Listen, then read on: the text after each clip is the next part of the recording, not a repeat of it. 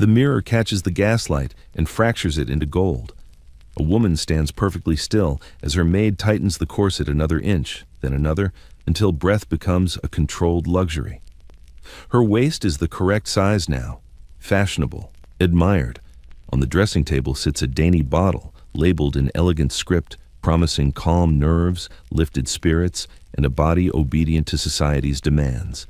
Inside is not perfume, but powder, cocaine, opium, medicine, they say, progress. In the Gilded Age, hunger was treated as a moral failure and thinness as proof of virtue. Doctors prescribed addiction with a reassuring smile. Chemists infused narcotics into tonics, lozenges, and wines designed especially for women of refinement. A suppressed appetite meant discipline. A racing heart meant vitality. A sleepless night meant productivity. No one called it dependency. They called it science. Before we go further, take a moment to subscribe and stay with me. These stories move slowly, like ether through the lungs, and if you're listening from somewhere quiet tonight, let me know where in the world you are. Because beneath the silk gowns and polite smiles, a quieter epidemic was unfolding. Bodies shrank, minds unraveled, and what society praised as elegance was often chemical control, measured in drops and grains. This is the story of how high society women were taught to disappear beautifully using the most fashionable drugs of the age, and why the pursuit of being fashionably thin left so many haunted long after the lights went out. The room is quiet, except for the faint hiss of gaslight and the soft creak of fabric drawn too tight. Heavy curtains seal the afternoon away, turning daylight into a suggestion rather than a presence. In the mirror, a woman studies herself with the seriousness of an auditor reviewing accounts. Her reflection is pale, disciplined, and carefully arranged. Nothing must spill. Nothing must soften. Everything about her body is meant to suggest control. The corset is pulled slowly, methodically, as though patience itself were a virtue stitched into the act. Each tightening brings a slight pause, a breath measured and restrained. Pain is expected. Discomfort is proof of effort. A narrowing waist is not merely an aesthetic achievement, it is a declaration of character. In the Gilded Age, the body of a woman, particularly a woman of means, was expected to display restraint as visibly as wealth. Excess, whether of appetite or flesh, hinted at moral weakness. To be thin was to be proper. To be thinner, still, was to be admired. On the dressing table rests a collection of objects arranged with care: silver hairbrushes, porcelain jars, a small glass bottle sealed with wax. The label is handwritten, elegant, reassuring. Its contents are legal, prescribed, and modern. It promises calm nerves. It promises lightness. It promises freedom from hunger. No one in this room calls it a drug. It is a tonic. Remedy. A scientific improvement upon nature's inconveniences. This is how the body enters medicine's domain, not through illness but through aspiration. The Gilded Age was an era that believed deeply in progress, in chemistry, in the authority of men trained in white coats and confident language. Physicians spoke of nerves as though they were strings that could be tuned, subdued, or sharpened. Appetite became something to manage, like hysteria or fatigue. Hunger was reframed as a symptom, not a necessity. And once framed that way, it could be treated. Cocaine and opium did not arrive in this world as villains. They arrived as solutions. Opium soothed, cocaine invigorated. Together, they promised balance. Calm without heaviness, energy without food. They quieted the stomach, sharpened the mind, and lent the body a controlled stillness that society praised as grace. When prescribed to women of status, these substances carried no stigma. They were delivered in elegant bottles, mixed into wines, lozenges, syrups, and powders. They passed from doctor to patient with a nod of professional approval. Thinness, by this time, had become inseparable from virtue. Fashion emphasized narrow silhouettes and long, unbroken lines. Magazines celebrated frailty as refinement. A woman who ate lightly was assumed to think lightly too, never burdening others, never indulging herself. The ideal woman consumed as little as possible. Space, food, attention. Narcotics fit neatly into this vision. They erased appetite without demanding explanation. Yet, beneath the smooth language of progress, something quieter was unfolding. Bodies responded in ways that medicine had not fully named. Sleep thinned, warmth retreated. Hearts beat too quickly in rooms meant for rest. But these consequences were absorbed into the culture of endurance. Discomfort was normalized. Fragility was praised. A woman who trembled was sensitive. A woman who fainted was delicate. The line between health and harm blurred until it almost vanished. The mirror reflects only what it is asked to show. It does not reveal the cost of discipline, nor the chemistry working beneath the skin. In these rooms, under gaslight and polite silence, a new kind of hunger took shape, not for food, but for control. And in the measured tightening of corsets and the careful dosing of modern tonics, the Gilded Age quietly began to teach women how to disappear, 1 ounce at a time. Long before the powders and tonics entered the bloodstream, thinness entered the conscience. It arrived quietly, wrapped in sermons, etiquette manuals, and the language of self-command. By the latter half of the 19th century, the female body was no longer judged solely by beauty or fertility, but by restraint. Flesh that lingered too generously suggested indulgence. Appetite hinted at disorder. A narrow figure, by contrast, spoke fluently of discipline, propriety, and moral hygiene. The Gilded Age was obsessed with control. Industrialization had reordered time, labor, and the visible hierarchy of society. Wealth moved faster than tradition could comfortably follow, and with it came anxiety about excess, about decadence, about the erosion of virtue beneath luxury. Women, particularly those of the upper classes, were expected to serve as living counterarguments to that fear. Their bodies became symbols of order in a world increasingly defined by abundance. Thinness was framed not as deprivation, but as refinement. Advice literature for women warned against hearty eating, against visible enjoyment of food, against the slightest hint of greed. A restrained appetite was presented as evidence of a refined mind. Eating little demonstrated not weakness, but superiority over bodily urges. It was a moral achievement, practiced daily and displayed publicly. Religious undertones lingered just beneath the surface. Protestant ideals of self-denial and moderation merged seamlessly with emerging medical authority. Where earlier generations had spoken of gluttony as sin, the Gilded Age spoke of it as pathology. Excess weight became evidence of poor self-governance. Thinness, conversely, was framed as cleanliness, and internal purity reflected outward. Fashion followed morality's lead. Dresses narrowed, waists climbed higher, silhouettes elongated. The ideal woman appeared almost suspended, as though gravity itself made concessions for her restraint. The body was expected to suggest effortlessness while quietly enduring constant management. Hunger was tolerated, even admired, so long as it was never named. Within this framework, food became suspect. Meals were simplified, portions reduced, flavors softened. Rich dishes were permitted only in ceremonial contexts, and even then, consumption was expected to remain symbolic rather than substantial. A woman who declined a second helping was praised. A woman who required nourishment risked quiet judgment. Medical voices reinforced these values with scientific legitimacy. Doctors warned that excessive eating overstimulated the nerves, burdened digestion, and clouded the intellect. Women were told their constitutions were particularly delicate, ill-suited for indulgence. Lightness became health. Heaviness became danger. The line between wellness and virtue blurred until they were nearly indistinguishable. This was the fertile ground into which narcotics would soon be planted. Once hunger had been labeled a problem, its suppression became a service. Cocaine and opium did not challenge the moral order. They perfected it. They allowed women to comply with impossible expectations without visible struggle. Appetite could be silenced discreetly. Energy could be sustained without eating. Thinness could be achieved without public sacrifice. The transformation was subtle. No decree announced that flesh was immoral. No pamphlet declared hunger shameful.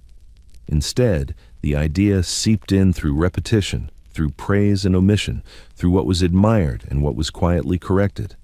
Girls learned early to associate fullness with failure. Mothers passed down restraint alongside table manners. Society rewarded disappearance.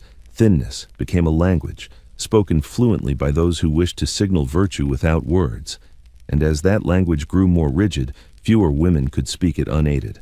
Chemistry would soon offer its assistance, promising obedience without rebellion. But before the bottles appeared on dressing tables, the belief had already taken root that the ideal woman was not merely beautiful, but light, physically, visibly, and morally. The corset was never merely an undergarment. It was architecture. It reshaped flesh into obedience, turned the body into a structure that could be tightened, adjusted, corrected. In the Gilded Age, a woman did not simply wear a corset, she inhabited it hour after hour, day after day, learning its limits until they became her own. The body was trained to submit before the mind ever questioned the practice. Lacing began early. Young girls were fitted long before their figures had fully formed, their waists gently guided inward under the assurance that this was for their own good. Proper posture, proper growth, proper femininity. Mothers watched closely, correcting slouching, tightening strings, reinforcing the lesson that the body required supervision. Left to itself, it was unreliable. It wanted too much space. By adulthood, the corset had become invisible in its inevitability. It dictated how a woman stood, how she sat, how deeply she breathed. It compressed the torso into a narrow column, displacing organs upward and downward with quiet efficiency. Physicians debated its dangers in journals, yet rarely in drawing rooms. Publicly, the corset symbolized refinement. Privately, it produced faintness, shortness of breath, digestive trouble, and a constant awareness of containment. Yet discomfort was not a deterrent. It was proof of effort. A woman who endured tight lacing demonstrated discipline, composure, and loyalty to social expectation. Pain, when borne silently, became a kind of currency. The smallest waist attracted admiration not only for its appearance, but for what it implied about the woman's character. She had mastered herself. She had made her body behave. The female form became a display case for virtue. In public spaces, ballrooms, parlors, opera houses, the body was read as carefully as attire or speech. A thickened waist suggested laxity. A softened silhouette hinted at indulgence. The corset promised correction. It erased deviation, smoothing the body into a socially acceptable outline. But the corset alone could not do everything. It reshaped, but it did not reduce. It controlled the exterior, but the interior remained troublesome. Hunger pressed against discipline. Digestion rebelled against compression. The stomach, squeezed and unsettled, protested quietly. Appetite became not just inconvenient, but antagonistic to the illusion the corset was meant to maintain. Here, the logic of chemical assistance began to form. If the body could be mechanically disciplined, why not pharmacologically silenced? If laces could train flesh, perhaps tonics could train desire. The corset taught women to accept restriction as normal. Narcotics would soon teach them to accept numbness as beneficial. The language surrounding the corset echoed the language of medicine. Both promised order. Both framed intervention as care. Both implied that the natural body was insufficient without guidance. When cocaine and opium entered this environment, they did not disrupt it, they completed it. They addressed what fabric and bone could not: appetite, fatigue, restlessness. The female body, already on display, became further abstracted. It was no longer simply seen, it was managed, measured, adjusted, corrected through layers of clothing and chemistry. The goal was not health, but presentation. Not comfort, but compliance. The corset enforced stillness, the drug ensured endurance. In time, the boundary between support and harm blurred beyond recognition. Women learned to interpret dizziness as delicacy, palpitations as sensitivity, fainting as refinement. The body's warnings were recoded as virtues. Silence was rewarded. Endurance was admired. The corset trained a generation of women to accept control as care. It taught them that suffering, when aesthetic, was not suffering at all. And once that lesson had been fully absorbed, the transition from tightened laces to measured doses required very little persuasion. The physician was invited inside, not through the front door, but through trust. He arrived bearing the authority of science, dressed in sobriety, speaking in calm assurances that sounded nothing like danger. By the late 19th century, medicine had learned to speak the language of refinement. It no longer belonged solely to hospitals and infirmaries. It entered parlors, bedrooms, and dressing rooms with polished confidence, presenting itself as an ally to comfort, beauty, and control. Women of means rarely encountered medicine in moments of visible crisis. They encountered it through complaints that were subtle, persistent, and socially acceptable. Fatigue, nervousness, poor appetite, restlessness, melancholy. These were not illnesses that required isolation or alarm. They were inconveniences, impediments to performance. Medicine promised to smooth them away without disruption. Doctors spoke gently of nerves as though they were musical strings, easily overstimulated in women of sensitive constitution. A lady, they explained, required balance above all else. Too much food dulled her mind. Too little energy made her pale and ineffective. The solution was not indulgence, but regulation. Appetite could be moderated, sleep could be encouraged, energy could be restored, without the vulgarity of excess. Thus, the dressing room became a clinical space without ever appearing so. Small bottles replaced poultices, labels were handwritten, elegant, discreet. Dosages were discussed softly, measured in drops rather than grams. There was no sense of urgency, no talk of danger. These remedies were modern, they were precise, they were safe, so long as one trusted the man who prescribed them. Opium was framed as gentleness. It quieted the stomach, eased anxiety, softened emotional edges. Cocaine, newer and more exciting, promised clarity and vigor. It sharpened attention, lifted mood, and, most importantly, suppressed hunger. Doctors praised its ability to energize without nourishment, a quality that fit perfectly into a culture already suspicious of appetite. Medicine did not challenge fashion, it accommodated it. The corset demanded stillness, the drug provided compliance. Where tight lacing produced discomfort, tonics offered relief. Where hunger threatened discipline, chemistry intervened. The female body was no longer merely shaped by clothing, but tuned by prescription. This collaboration between medicine and appearance was rarely questioned. Physicians were men of education and standing. Their recommendations carried moral weight as well as scientific credibility. To refuse a prescription was to question progress itself. Women trusted because they were taught to trust. Because the alternative, listening to one's own body, had long been framed as unreliable. Over time, the presence of medicine became normalized. A bottle beside a hairbrush raised no concern. A powder dissolved into wine seemed elegant, even indulgent. These substances were not hidden. They were integrated into daily routines with the same discretion as perfume or powder. Medicine had learned to disguise itself as refinement, yet this intimacy came at a cost. The closer medicine moved to the body, the harder it became to distinguish treatment from dependence. Doses crept upward. Effects wore off more quickly. What had once soothed now merely stabilized. But within the dressing room, these shifts went unnoticed, masked by routine and reinforced by reassurance. Medicine had not stormed the gates of domestic life.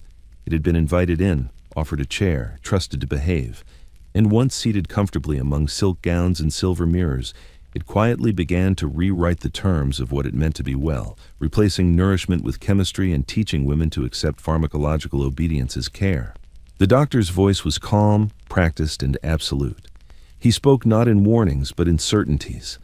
Appetite, he explained, was not a reliable guide. Hunger was a primitive signal, poorly calibrated for modern life. In an age of industry, refinement, and scientific progress, the body's ancient demands could no longer be trusted to know what was best. This assurance carried weight. Medicine in the Gilded Age was shedding its older superstitions and wrapping itself in the authority of laboratories, measurements, and Latin terminology. To question it felt backward, even irresponsible. Science promised order where instinct offered only chaos. Appetite, with its unpredictability and insistence, was increasingly framed as a flaw to be corrected rather than a need to be honored. Doctors reassured their female patients that light eating was not merely acceptable, but advisable. The delicate constitution of a woman, they argued, was easily overstimulated by rich food. Heavy meals strained digestion, inflamed the nerves, and led to lethargy. Better to eat sparingly, to remain light, alert, and composed. If hunger persisted, it was likely nervous in origin, a symptom rather than a signal. Here, science provided a solution that felt both modern and merciful. Why endure discomfort when chemistry could intervene? Opium could quiet the stomach's complaints, easing both hunger and anxiety. Cocaine could lift fatigue and sharpen focus, allowing a woman to function efficiently without nourishment. Appetite became optional, a negotiable inconvenience rather than a biological imperative. The language used was precise and soothing. These substances were not presented as replacements for food, but as aids to regulation. They restored balance. They corrected excess sensation. They brought the body into alignment with the mind's intentions. The implication was subtle but profound. Willpower alone was no longer sufficient. Science could assist where discipline faltered. Physicians framed this assistance as benevolent. They emphasized moderation, careful dosing, professional oversight. This was not indulgence, they insisted, but treatment. A woman who relied on a tonic was not weak. She was responsible, taking advantage of the best knowledge her era had to offer. To suffer hunger unnecessarily was almost wasteful, a refusal of progress. Over time, appetite lost its moral neutrality. To feel hungry was to experience a problem already solved. To eat heartily was to ignore medical advice. Women learned to distrust their own sensations, deferring instead to prescriptions and schedules. The body's voice grew quieter, overridden by reassurance and routine. Science, in this context, did not merely describe the body, it redefined it. Hunger was no longer a sign of need, but a miscommunication. Fatigue was not a call for rest or nourishment, but an imbalance to be corrected chemically. The solution lay not in listening inward, but in following instructions. This shift was rarely dramatic. It unfolded gently, through repeated consultations and small adjustments. A slightly stronger dose, a more frequent application, the reassurance that this was normal, expected, safe. Each step distanced women further from their own bodily knowledge, replacing instinct with protocol. The doctor's assurance was persuasive because it aligned perfectly with social expectations. Thinness was virtue. Restraint was beauty. Science simply offered the tools to achieve what society already demanded. In this way, medicine did not impose new standards, it optimized existing ones. And so, appetite was quietly demoted, its authority transferred to men with degrees and bottles with labels. The body was no longer trusted to know when it needed food. Science, calm and confident, had spoken. There is a pervasive and damaging myth in the manifestation community, and it goes something like this. If you just think positive thoughts, if you maintain a high vibration, if you never allow yourself to feel negative emotions, then you'll manifest your desires effortlessly. This teaching sounds appealing. It promises a simple formula, but it's fundamentally flawed, and it causes immense suffering to people who take it seriously. Let me be clear. Positive thinking is not the problem. Optimism, hope, and focusing on possibility are valuable. The problem is the underlying message that negative emotions are dangerous, that they'll contaminate your manifestation, that you must suppress or override them to maintain the right frequency. This creates a psychological trap where people are now not only dealing with their original challenges, but also judging themselves for having natural human responses to those challenges. Imagine you're facing a difficult situation. Maybe a relationship is ending, or you're struggling financially, or you're dealing with a health issue. You're feeling sad, scared, or angry, which are completely appropriate responses. But you've been taught that these emotions are low vibrational and will attract more negativity. So you try to paper over them with affirmations. You force yourself to smile and recite, "I am abundant," while your body is screaming about scarcity. You post gratitude lists on social media while privately feeling desperate. What's happening in this scenario? You're creating massive incoherence. Your conscious mind is saying one thing. Your emotional body is feeling another. Your nervous system is in a state of stress from both the original challenge and the effort to suppress your natural response to it. And all of this incoherence is being broadcast as a scrambled signal into the quantum field. The field doesn't respond to the words you're saying. It responds to the state you're in.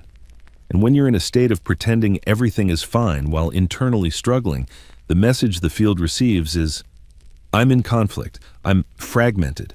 I don't trust what I'm feeling. That is the signal that gets amplified and reflected back to you. This is why spiritual bypass, using spiritual concepts to avoid dealing with genuine emotional pain, is so counterproductive to manifestation. It creates a split between your inner experience and outer presentation. It teaches you to distrust your emotional wisdom, and it keeps you stuck in patterns you're not allowed to acknowledge, let alone transform. True coherence doesn't come from suppressing difficult emotions. It comes from being with them, from allowing them to move through you without resistance. Emotions are energy in motion. That's literally what the word means. When you allow yourself to feel what you're feeling, the emotion completes its cycle and releases. When you suppress or deny emotions, they get trapped in your body, creating chronic tension and seamlessly into the expected demeanor of femininity. A slight pallor was fashionable. A distant gaze suggested thoughtfulness. Moments of withdrawal were labeled sensitivity. Even physical symptoms, palpitations, tremors, faintness, were absorbed into the cultural vocabulary of delicacy. The substances did not announce themselves. They did not arrive as crises or confessions. They slipped into routine, into teaspoons and drops, into glasses of wine taken before social obligations. Dependence did not feel like dependence. It felt like assistance, like cooperation between science and society. In this way, opium and cocaine became tools not merely of medicine, but of social engineering. They allowed women to inhabit impossible standards without outward rebellion. They transformed appetite, fatigue, and emotion into inconveniences that chemistry could erase. And as the body adjusted to this new equilibrium, the line between support and necessity grew increasingly difficult to discern. Calm and energy, silence and alertness. Between these poles, a generation of women learned to live suspended, chemically balanced, socially approved, and quietly altered in ways no mirror could fully reveal. The tonic did not announce itself as a revolution. It arrived gently, dressed in familiarity, borrowing the language of tradition while promising the benefits of modern science. Long before most women ever heard the word cocaine spoken aloud, they encountered it dissolved into something else. Wine, syrup, cordial, elixir. The tonic was not meant to alarm, it was meant to reassure. In the Gilded Age, the boundary between medicine and daily life was porous. Remedies were expected to be taken regularly, even casually, woven into routine rather than reserved for crisis. A tonic could be consumed each morning, each evening, or whenever the nerves required attention. It required no hospital, no isolation, no admission of weakness. It suggested care, not illness. Physicians and chemists collaborated, sometimes formally, often loosely, to create preparations that promised broad benefits. These mixtures were advertised as fortifying, restorative, regulating. They addressed not a single complaint, but a constellation of modern ailments: fatigue, nervousness, poor appetite, melancholy, faintness. The very vagueness of these promises made them attractive. If one felt unwell without being visibly sick, the tonic offered legitimacy. Cocaine found its ideal disguise here. Mixed into wine or syrup, it lost its sharp reputation and gained respectability. Vin Mariani, the most famous of these preparations, was praised openly by doctors, writers, and even clergy. It was invigorating, they said. It lifted the spirits. It sharpened the intellect. Few lingered on the fact that it also erased hunger almost entirely. Opium, too, was softened by formulation.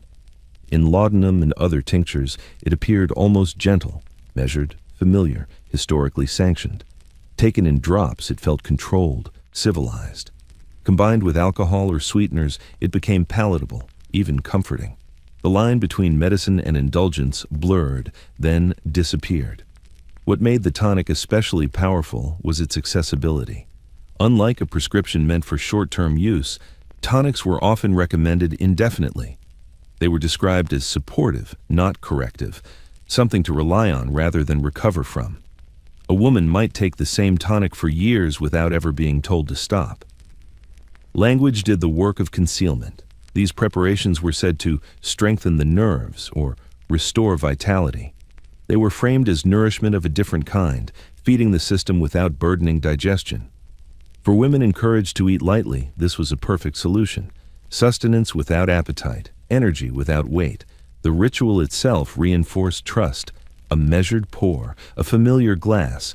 The daily repetition gave the illusion of safety. Regularity suggested moderation. No one questioned whether the body was changing beneath the routine, whether tolerance was building, whether absence now produced discomfort. The tonic had become part of the self. Marketing amplified medical reassurance. Advertisements featured testimonials from respectable figures, emphasizing refinement and discretion. These were not remedies for the desperate, they were for the discerning. For women who wished to remain composed under pressure, productive without strain, slender without effort. The tonic promised invisibility, of hunger, of fatigue, of distress. In parlors and bedrooms, bottles multiplied, different blends for different times of day. A stimulant to prepare for society, a sedative to recover from it, each one justified by the last, each one wrapped in the language of care. The birth of the medicinal tonic marked a turning point. It normalized chemical intervention not as an emergency measure, but as maintenance. It taught women to accept pharmacology as part of daily refinement, and in doing so, it quietly ensured that dependence could grow unnoticed, hidden behind routine, respectability, and the gentle clink of glass against glass. What appeared to be nourishment was, in truth, replacement. The tonic did not feed the body, it negotiated with it, silencing its complaints and rewarding compliance. And as this practice spread, hunger itself became increasingly foreign, a sensation dulled into irrelevance by design. The word addiction did not belong to polite conversation. It lingered at the edges of society, associated with opium dens, sailors, and moral failure, never with drawing rooms or silk gloves. What existed instead was habit, dependence disguised as routine, wrapped in labels that promised health and respectability. Patent medicines thrived precisely because they occupied this middle ground, powerful enough to alter the body, yet familiar enough to escape suspicion. Patent medicines were everywhere. They lined pharmacy shelves, appeared in magazines, and were delivered by post to even the most secluded households. Their names suggested gentleness and authority: restoratives, nerve elixirs, female regulators. Ingredients were often vaguely listed or omitted entirely, replaced by assurances of scientific formulation and professional endorsement.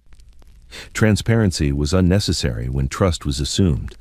For women of the Gilded Age, these medicines offered autonomy under the illusion of safety. They could be purchased without consultation, taken without explanation, consumed without social consequence. A bottle on the bedside table required no confession. It did not mark its owner as ill, only prudent.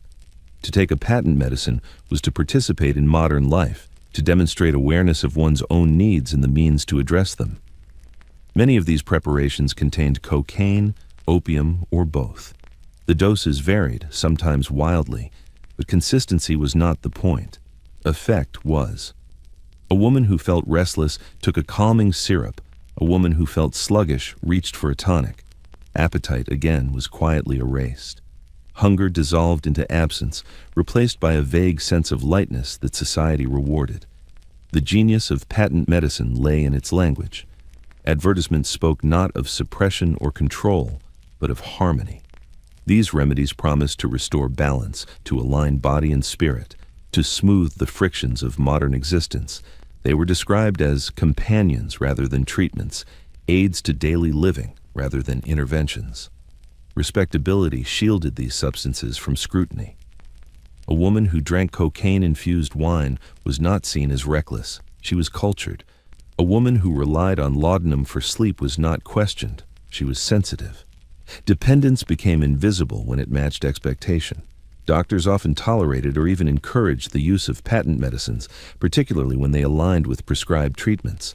Some physicians dismissed them as harmless. Others quietly benefited from partnerships with manufacturers. Few acknowledged the cumulative effects of long-term use, especially in women whose complaints were already minimized as nervous or emotional. As bottles accumulated, so did tolerance. What once produced calm now merely prevented discomfort. What once energized now simply maintained function. The body adapted silently, recalibrating itself around the presence of chemicals. Absence became noticeable. Delay produced unease. But these sensations were rarely traced back to the medicine itself. Instead, they were attributed to stress, temperament, or feminine fragility. Polite addiction did not announce itself with crisis, it revealed itself through necessity. The tonic must be taken before social engagements. The syrup must be nearby at night. Travel required careful packing. The day was structured around doses, though no one named them as such. Society had no vocabulary for this state. Women were not taught to recognize dependence unless it was dramatic and public. Quiet reliance, maintained within the bounds of decorum, passed unchallenged. The very discretion expected of women ensured that warning signs remained unseen. Patent medicines promised independence, yet they bound their users to routine. They offered relief, yet required repetition. They erased hunger, yet replaced it with another need, one more easily hidden, more easily justified. In the end, polite addiction thrived because it asked nothing of its sufferers except silence. And silence in the Gilded Age was a virtue women had been trained to perfect.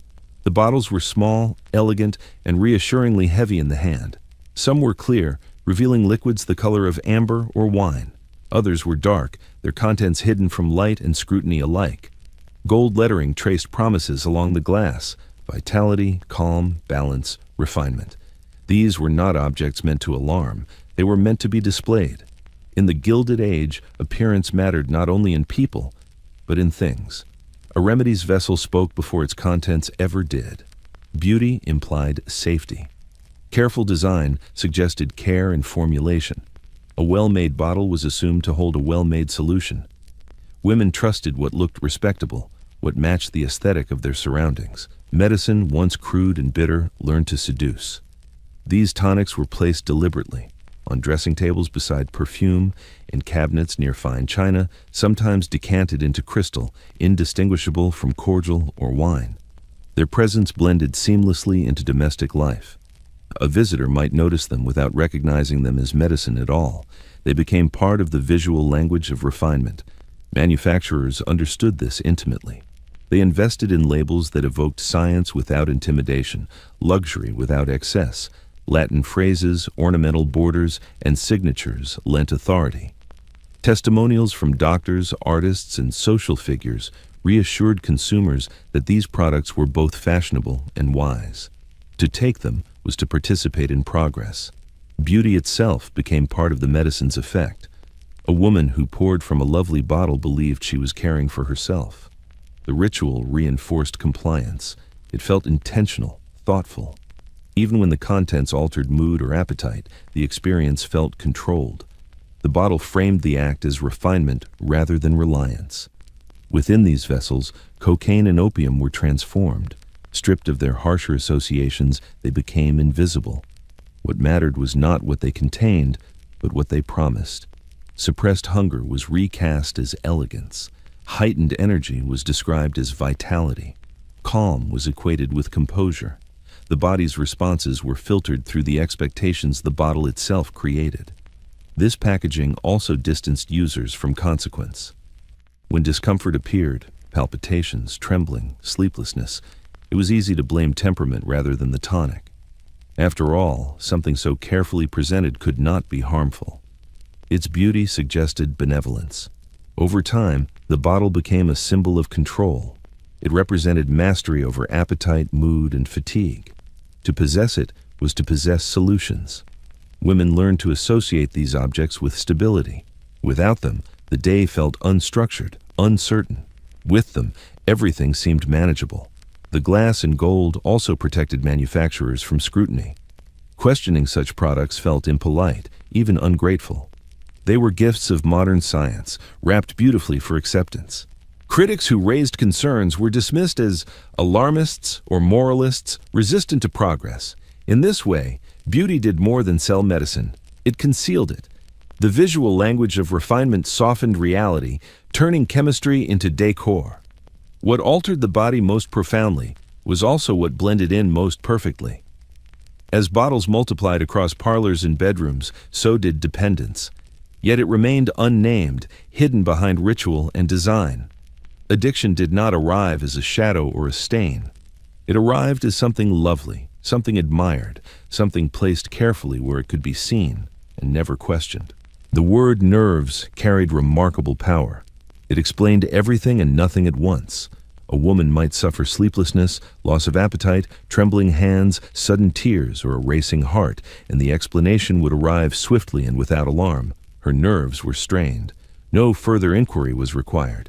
The diagnosis was both sympathetic and dismissive, granting legitimacy to discomfort while ensuring it remained safely vague. In the Gilded Age, society women were expected to live within a narrow emotional register. They were to be pleasant without being animated, composed without appearing cold, sensitive without becoming troublesome. Any deviation from this balance was attributed to the nerves. The term absorbed contradictions effortlessly. Too much energy was nervous excitability, too little was nervous exhaustion. Both could be treated, and neither required structural change to the expectations placed upon women. Doctors spoke of the female nervous system as inherently delicate, finely tuned to the pressures of social life. Parties, travel, intellectual engagement, even domestic management were said to tax women's nerves more severely than men's. This framing carried an odd comfort. If suffering was inevitable, then treatment was justified. If the body was fragile by nature, then intervention was not indulgence, but necessity. Opium and cocaine fit neatly into this framework. Opium soothed frayed nerves, easing emotional volatility and physical discomfort alike. Cocaine restored nervous energy, sharpening attention and banishing lethargy. Together, they promised regulation without rebellion. They allowed women to meet social demands while appearing naturally composed. The language surrounding nerves softened what might otherwise have been alarming. A woman who could not sleep was not dependent. She was nervous. A woman who required a tonic before engagements was not reliant. She was managing her constitution. The vocabulary protected reputations. It kept suffering respectable and solutions discreet. This language also discouraged self-trust. Women learned to interpret bodily signals not as messages, but as malfunctions. Hunger, fatigue, agitation, these were not needs to be met, but symptoms to be corrected. The body was framed as unreliable. Its protests reframed as nervous noise rather than meaningful communication. In social circles, nervousness became almost fashionable. A certain fragility signaled refinement. Robust health bordered on vulgarity. To be too energetic was unladylike. To eat heartily suggested a lack of control. The nervous woman, by contrast, appeared sensitive, intellectual, elevated above physicality. Narcotics helped maintain this illusion, dampening appetite while sharpening presence. Conversations reinforced these norms. Women exchanged recommendations for doctors and remedies with the same ease they discussed dressmakers. A new tonic was shared like a beauty secret. Its effects were praised subtly. How it steadied the hands, quieted the stomach, improved focus. No one spoke of reliance. The language did not allow for it. Physicians rarely challenged this system. Many benefited from it professionally and financially. Others accepted it as the natural order. Nervous women required care. Care came in bottles. The cycle sustained itself through reassurance and repetition. Over time, the distinction between illness and identity blurred. Nervousness became part of how women understood themselves. Their bodies were seen as inherently prone to imbalance, always in need of adjustment. This belief made long-term use of narcotics not only acceptable, but expected. The language of nerves did more than describe discomfort. It justified its management. It allowed dependence to grow quietly, sheltered by sympathy and propriety. And as society women learned to speak this language fluently, they also learned to silence their own bodies, translating every need into a condition medicine was eager to treat. Hunger had once been a simple fact of life. It arrived predictably, demanded attention, and was answered without apology. But in the Gilded Age, hunger underwent a quiet transformation. It was no longer neutral. It became suspect. For women of refinement, appetite was increasingly interpreted not as need, but as failure, of discipline, of temperament, of moral restraint. Medical literature reinforced this shift with alarming ease. Doctors warned that a strong appetite overstimulated the digestive organs, drained nervous energy, and clouded the mind. Women, already described as constitutionally delicate, were advised to eat lightly and irregularly, to avoid rich foods, and to treat hunger cautiously. The body's most basic signal was recast as something to be managed, even suppressed. Language played a decisive role. Hunger was rarely named directly. Instead, it was discussed through euphemism, restlessness, irritability, weakness of the nerves. A woman who felt hungry was often told she was not hungry at all, but anxious, overstimulated, or fatigued. The solution was never food. It was regulation. Appetite, once linked to vitality, now suggested lack of control. A woman who ate heartily risked appearing coarse, undisciplined, overly physical. Thinness, by contrast, implied elevation above bodily urges. It suggested intellect, sensitivity, and refinement. To deny hunger was to demonstrate superiority over the flesh. This moral framing made medical intervention not only acceptable, but desirable. If hunger was a symptom, then suppressing it was treatment. Cocaine's ability to erase appetite was celebrated as efficiency. Opium's dulling effect on the stomach was described as soothing. These substances allowed women to bypass eating altogether without appearing negligent or indulgent. Physicians reassured their patients that nourishment could take many forms. Tonics were described as sustaining. Wine-infused preparations were said to strengthen without burden. The idea that food was optional, replaceable by chemistry, gained quiet traction. A woman could be sustained without the vulgarity of eating. Over time, hunger itself became unfamiliar. Long stretches passed without it, interrupted only by faintness or fatigue. Sensations quickly attributed to nerves rather than deprivation. The body adapted, lowering its demands, recalibrating its signals. What once felt urgent now felt distant. Appetite faded into abstraction. This fading was praised. Women spoke proudly of forgetting to eat, of feeling repelled by heavy meals. Such admissions were met with admiration rather than concern. They signaled success in mastering the self. Hunger was weakness, its absence was achievement, yet the cost was rarely acknowledged. Bodies thinned beyond intention, energy became brittle, dependent on stimulation, sleep grew shallow, warmth retreated. But these changes aligned so closely with fashionable fragility that they escaped scrutiny. A woman who grew pale, who was delicate. A woman who tired easily was sensitive. The language protected the practice. Medical authority continued to reinforce the narrative. If a woman complained of dizziness or exhaustion, her appetite was rarely reconsidered. Instead, her dosage was adjusted. More stimulation, more calming, more control. Food remained irrelevant. In this way, hunger was not conquered, it was erased.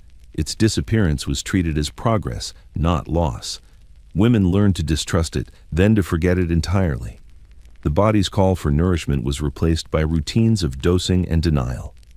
By the time concerns began to surface, hunger had already been reframed beyond recognition. It was no longer a signal worth listening to, it was a flaw to be corrected. And in correcting it, the Gilded Age taught women a dangerous lesson, that the body's needs were negotiable, and that weakness lay not in deprivation, but in acknowledging it. Effort had always been expected of women. It was woven into posture, manners, and endurance. Yet the Gilded Age introduced a seductive new idea, that the most visible signs of discipline could now be achieved without struggle. Weight could fall away quietly. Appetite could vanish without protest.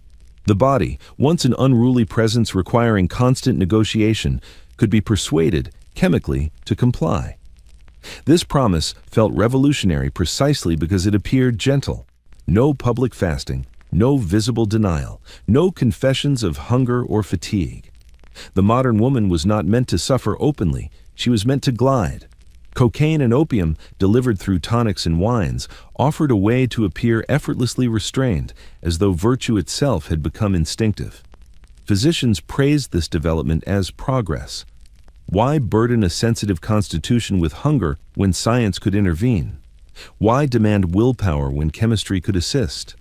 Weight loss, once associated with illness or poverty, was reframed as refinement when achieved through modern means. The absence of effort made it appear natural, even inevitable. Advertisements echoed this assurance. They promised slimness without sacrifice, vitality without nourishment, composure without rest. The language was careful, avoiding any hint of deprivation. Instead, it emphasized ease, harmony, balance. The modern body, they suggested, could be tuned like an instrument, requiring only the correct preparation. Women embraced this promise not out of vanity alone, but relief. The pressure to remain thin, composed, and energetic was relentless. Chemistry offered respite. It allowed them to meet expectations without constant internal conflict. Hunger no longer disrupted social obligations. Fatigue no longer interfered with performance. Weight loss became a side effect rather than a struggle. This shift altered how women understood discipline.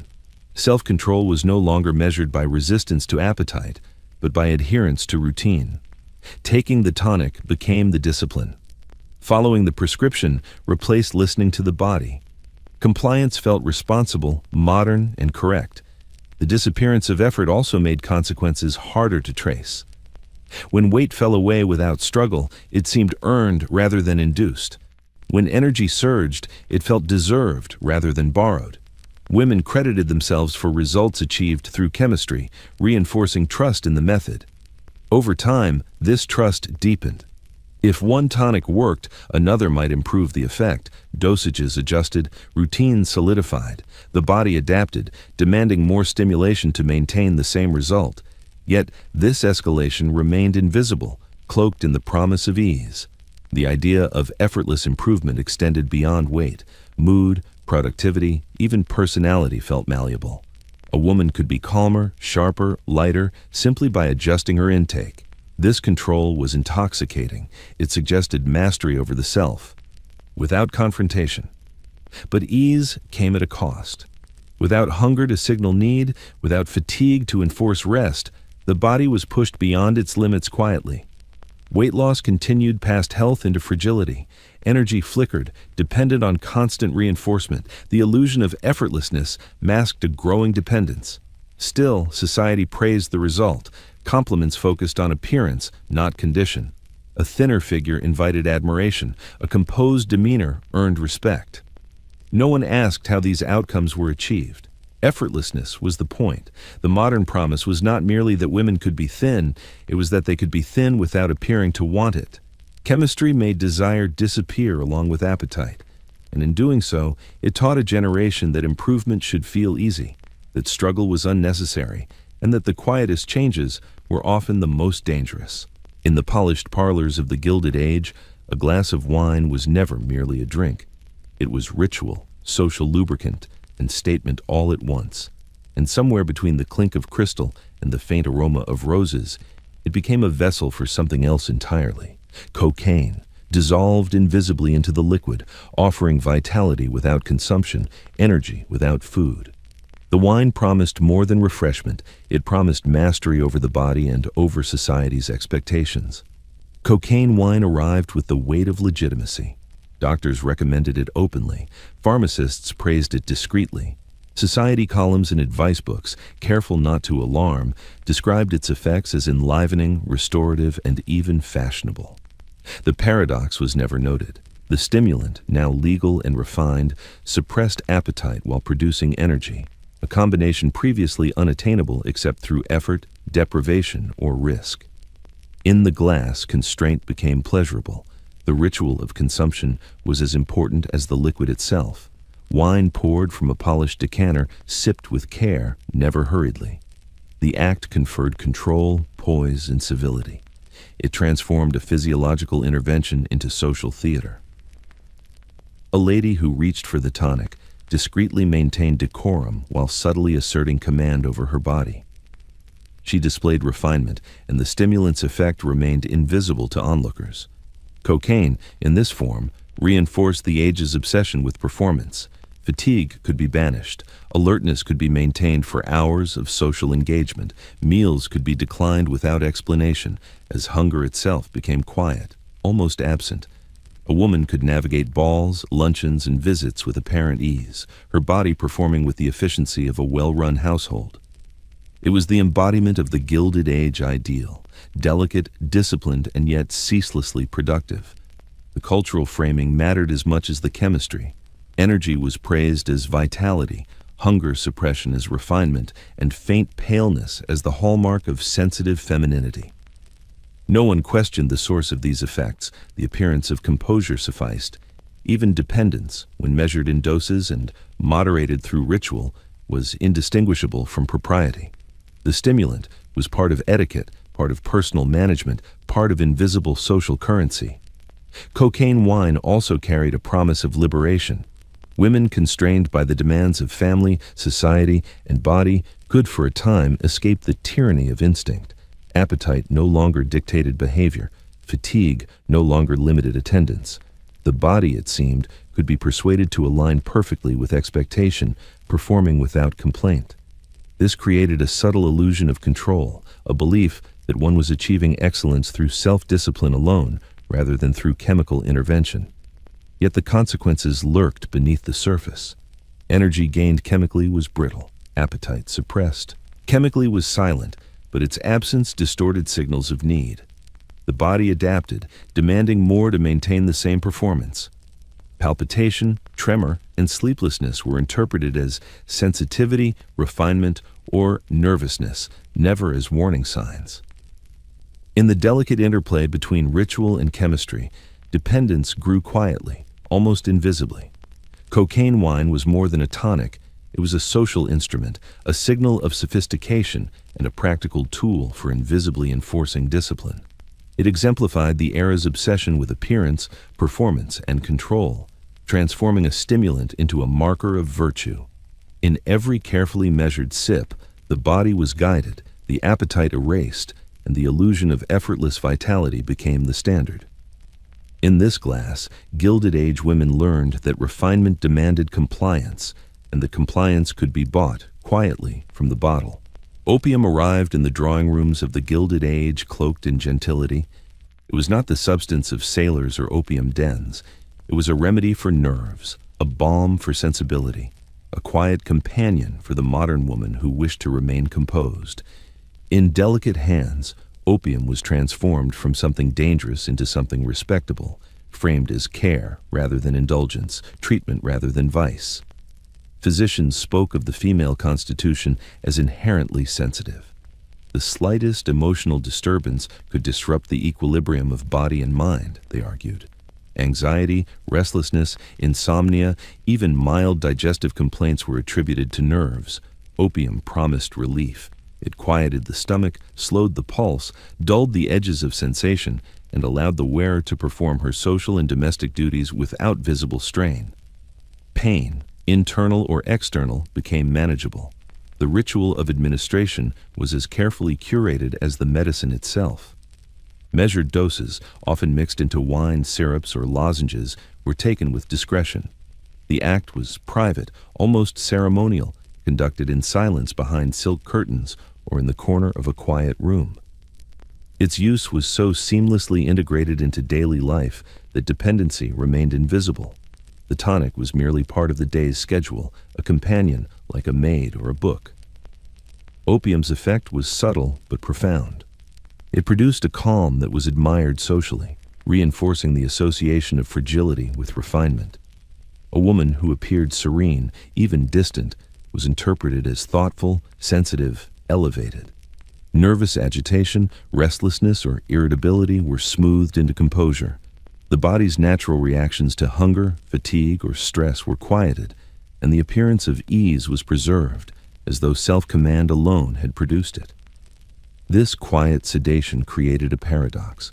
The very substance that dulled appetite and relieved tension also demanded vigilance. Dosage had to be measured carefully. Excess produced drowsiness, lethargy, or faintness, all of which could be explained as delicate sensibility, but which slowly reshaped the body and mind. Dependence crept in, hidden behind the propriety of routine and the social acceptability of fragility.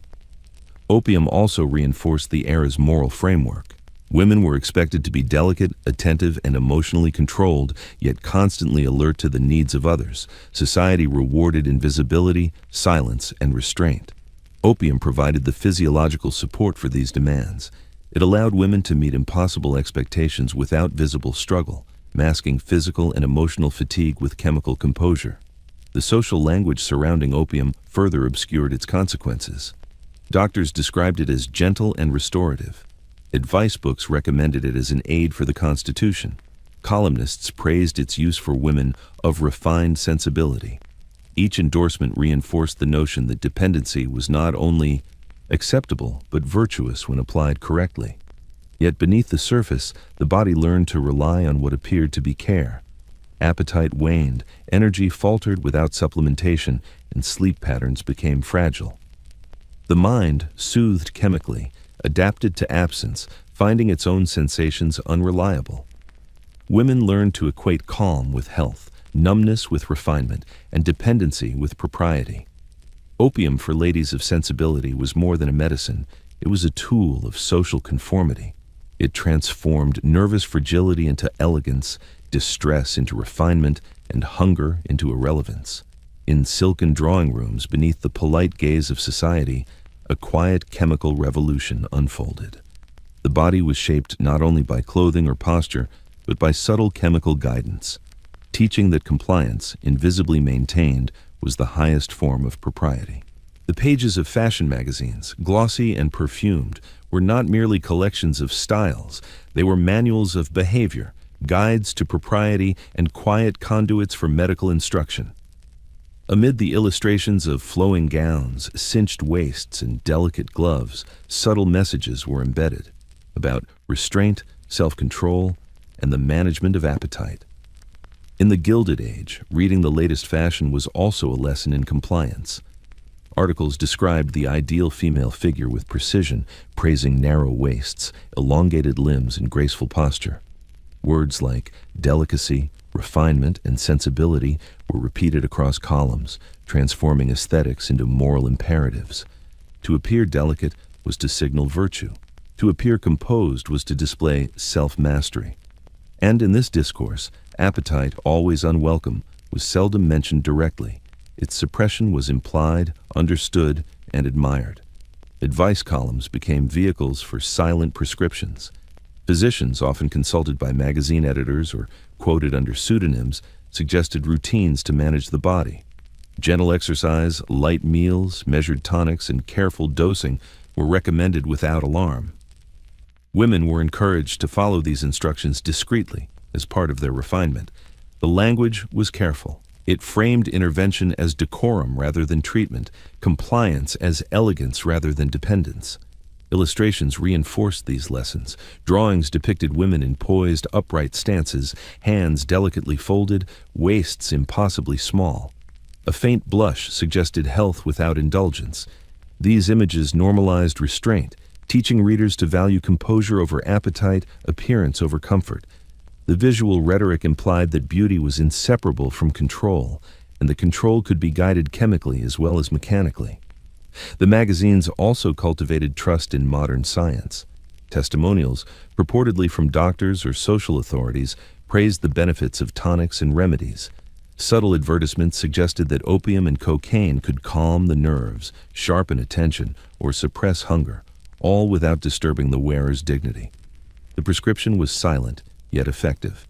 Women were directed toward chemical assistance without ever naming it as such. This dissemination of information operated as social reinforcement. To follow the advice of fashion magazines was to participate in refinement itself. Ignoring it, conversely, suggested indulgence or ignorance. Compliance became a form of literacy. Women learned to read not only the visual cues of style, but the unspoken instructions embedded in text and illustration, training their bodies to respond in socially approved ways. Magazines also created a network of subtle competition. Readers compared themselves not only to images of idealized figures, but to letters and testimonials of other women who followed prescribed routines. Success was measured in posture, silhouette, and composure. Appetite suppression, while invisible, became a shared secret, a silent standard among those who could afford both time and resources to adhere to it. In this way, fashion magazines functioned as instruments of chemical and social conditioning. They taught women to view their bodies as projectable, modifiable, and compliant. Tonics and tinctures were framed as adjuncts to propriety, extending the principles of corsetry and etiquette into internal management. Appearance and physiology became inseparable, regulated not only by clothing and posture, but by quiet chemical guidance sanctioned through print.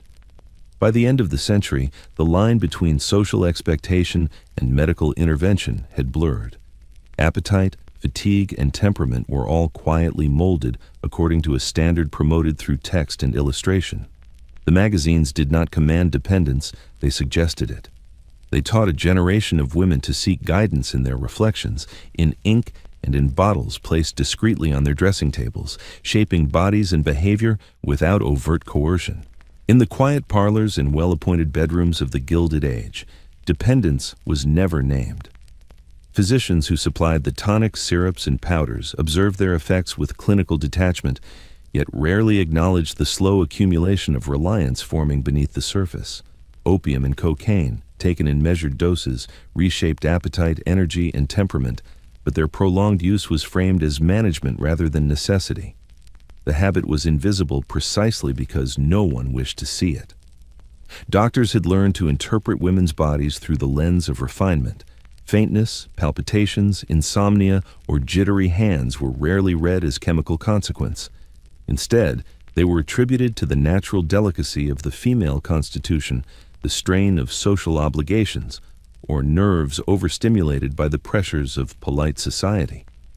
A patient who required a stronger dose was considered fragile, not dependent. A woman whose appetite had vanished was praised for her self-restraint, not questioned for her suppression. Medical journals circulated advice on tonics, elixirs, and powders with astonishing confidence. Dosage schedules, effects on nerves, and suggested routines were documented meticulously. Yet few articles acknowledged the cumulative effects of long-term use. Tolerance, craving, or withdrawal were minimized, explained away, or ignored entirely. The physician's gaze was trained on immediate results: calm, composure, weight control, and appearance of vitality. The body's quiet rebellion went unnoticed, or was politely overlooked. Several factors allowed this ignorance to persist. First, social expectations masked the signs. Women were taught to appear composed at all times, to suppress complaints, to endure discomfort silently. Chemical dependence was disguised by the very behaviors that society demanded: patience, restraint, delicacy. A tremor could be nervousness, a paleness could be elegance, a sleepless night could be devotion to duty. The physical markers of reliance became indistinguishable from markers of refinement. Second, the authority of medicine itself discouraged scrutiny. Doctors were trusted without question. Their recommendations, whether delivered in person, in print, or through social endorsement, carried weight. To doubt the tonic was to doubt science, progress, and propriety simultaneously. Women internalized this trust, and dependence became self-reinforcing. The body adapted to regular doses, the mind accepted the intervention, and physicians rarely saw cause to intervene beyond adjustment. Third, economic incentive quietly reinforced inattention. Many practitioners benefited from the sale of tonics and patent medicines, directly or indirectly. Financial interest encouraged tolerance of repeated use. Observing subtle dependence required effort, and to challenge it risked social and professional discord. Compliance was rewarded more than caution, and appearance of health remained paramount. Over time, this culture produced an invisible epidemic. Women moved through society with outward composure, their appearances preserved by both corsetry and chemistry, while internally they navigated dependence that was never discussed. Dosage schedules structured their days. Tonics became companions in parlor and bedroom alike. The habit was maintained silently, framed as necessity and virtue, never named as such. Doctors, trained to see nerves, constitution, and propriety as paramount, rarely questioned the system they reinforced. Dependence was ignored not out of malice, but out of alignment with social ideals and medical authority. What might have been viewed as a failing became normalized as care. And in this normalization, generations of women were guided, delicately, invisibly, and entirely within the bounds of refinement, into chemical compliance that would shape bodies, minds, and manners for decades to come. By the final decades of the 19th century, The presence of narcotics in the lives of society women had shifted from novelty to expectation, unnoticed in its ubiquity. Opium, cocaine, and their derivatives were no longer exceptional interventions, but quietly woven into the rituals of daily life. The substances arrived not in the alleyways of urban vice, but in crystal decanters, lacquered bottles, and carefully labeled vials that belonged on dressing tables alongside perfumes and powders. In this subtle integration, their use was normalized, rendered invisible through refinement. The process of normalization depended on discretion. Tonics and elixirs were measured precisely, consumed in private, and discussed only in the most careful of terms. The language surrounding them, for nerves, for vitality, for composure, disguised the potency within. Consumption became a form of ritual, the gentle pouring of a tincture, the delicate sip from a crystal glass, the quiet timing of doses throughout the day.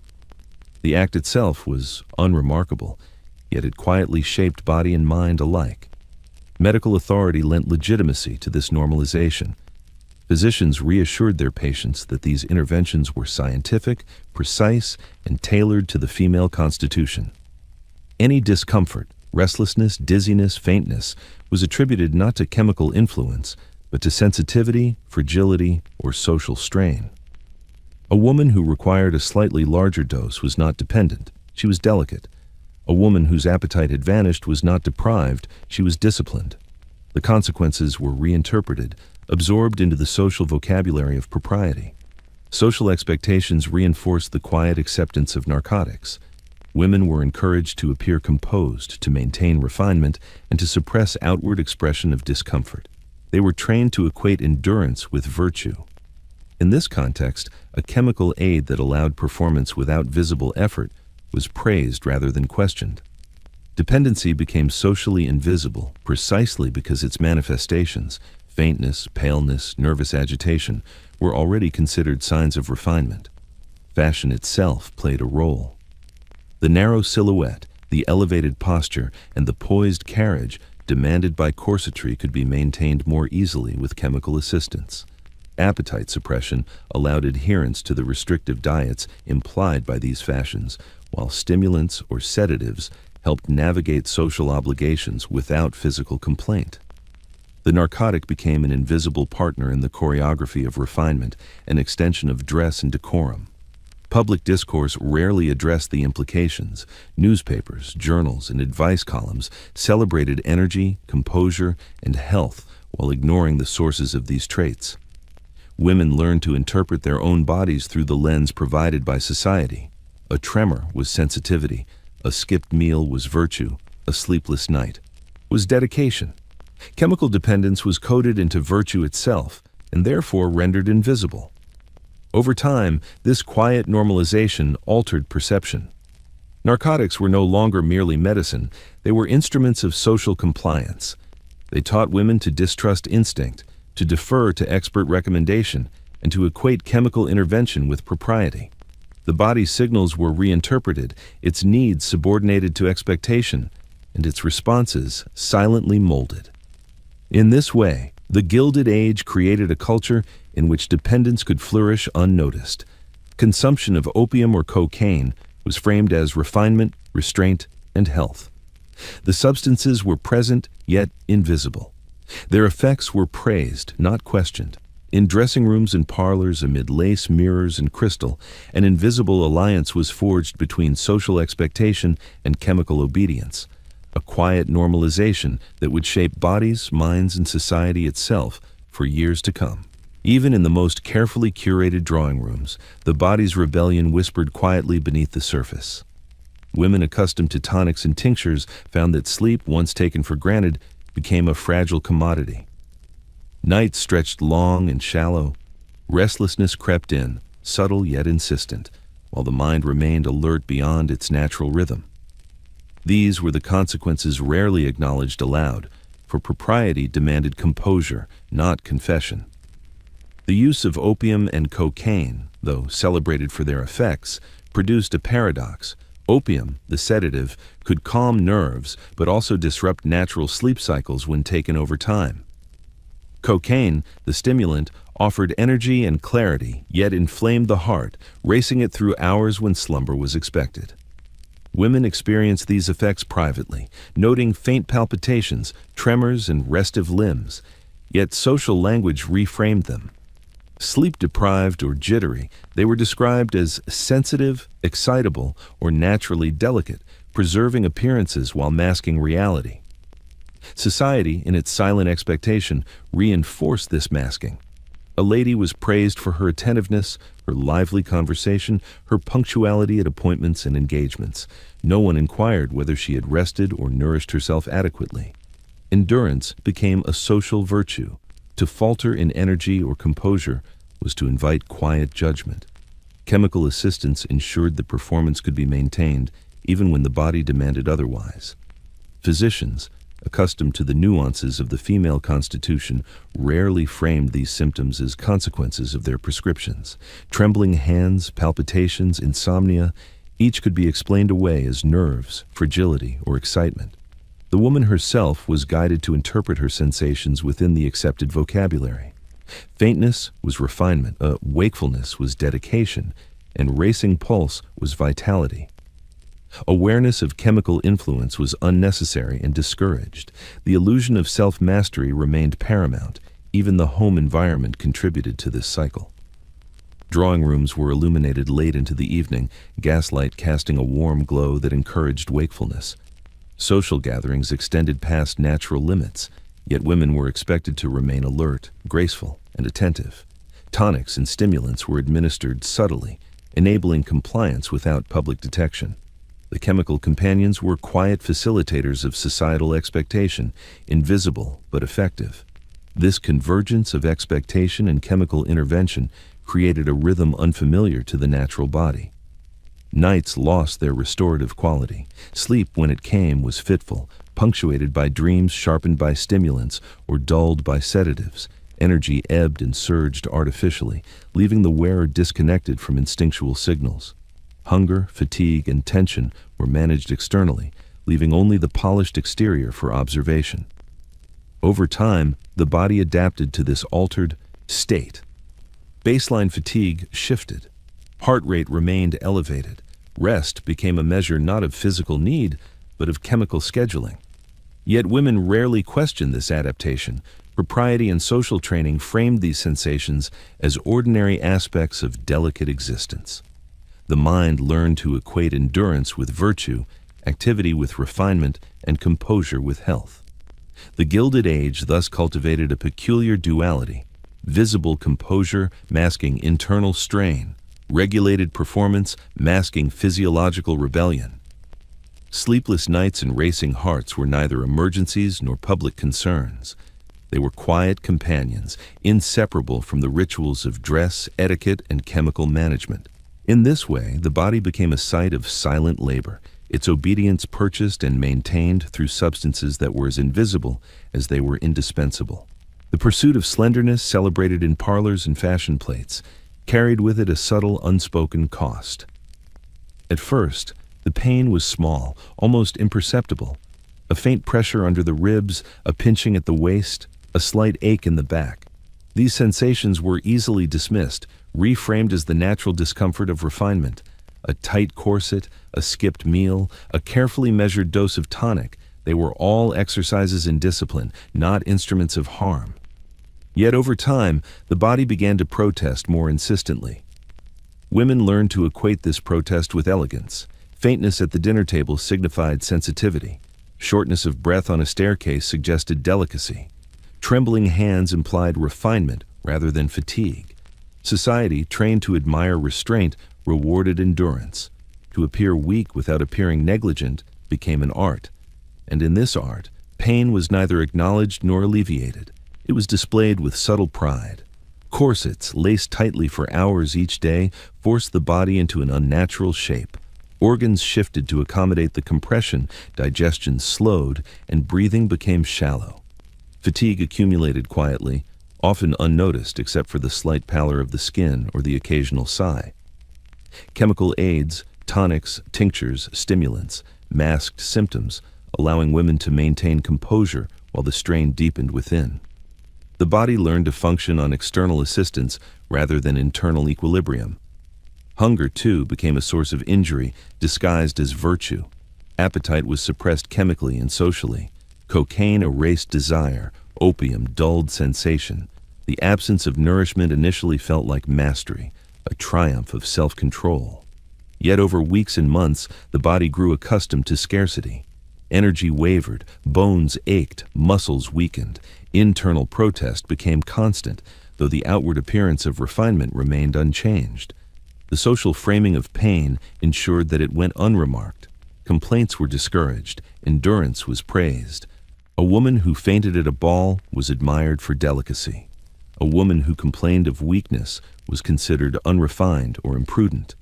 Within this culture, suffering was normalized as a sign of propriety, its origins, chemical, mechanical, or dietary, ignored entirely. Pain became a companion, quietly reshaping both body and identity. Physicians, trained to observe, rarely intervened. Tremors, palpitations, and fatigue were attributed to nerves, not overuse of tonics or constriction of the body. Social expectation overruled caution.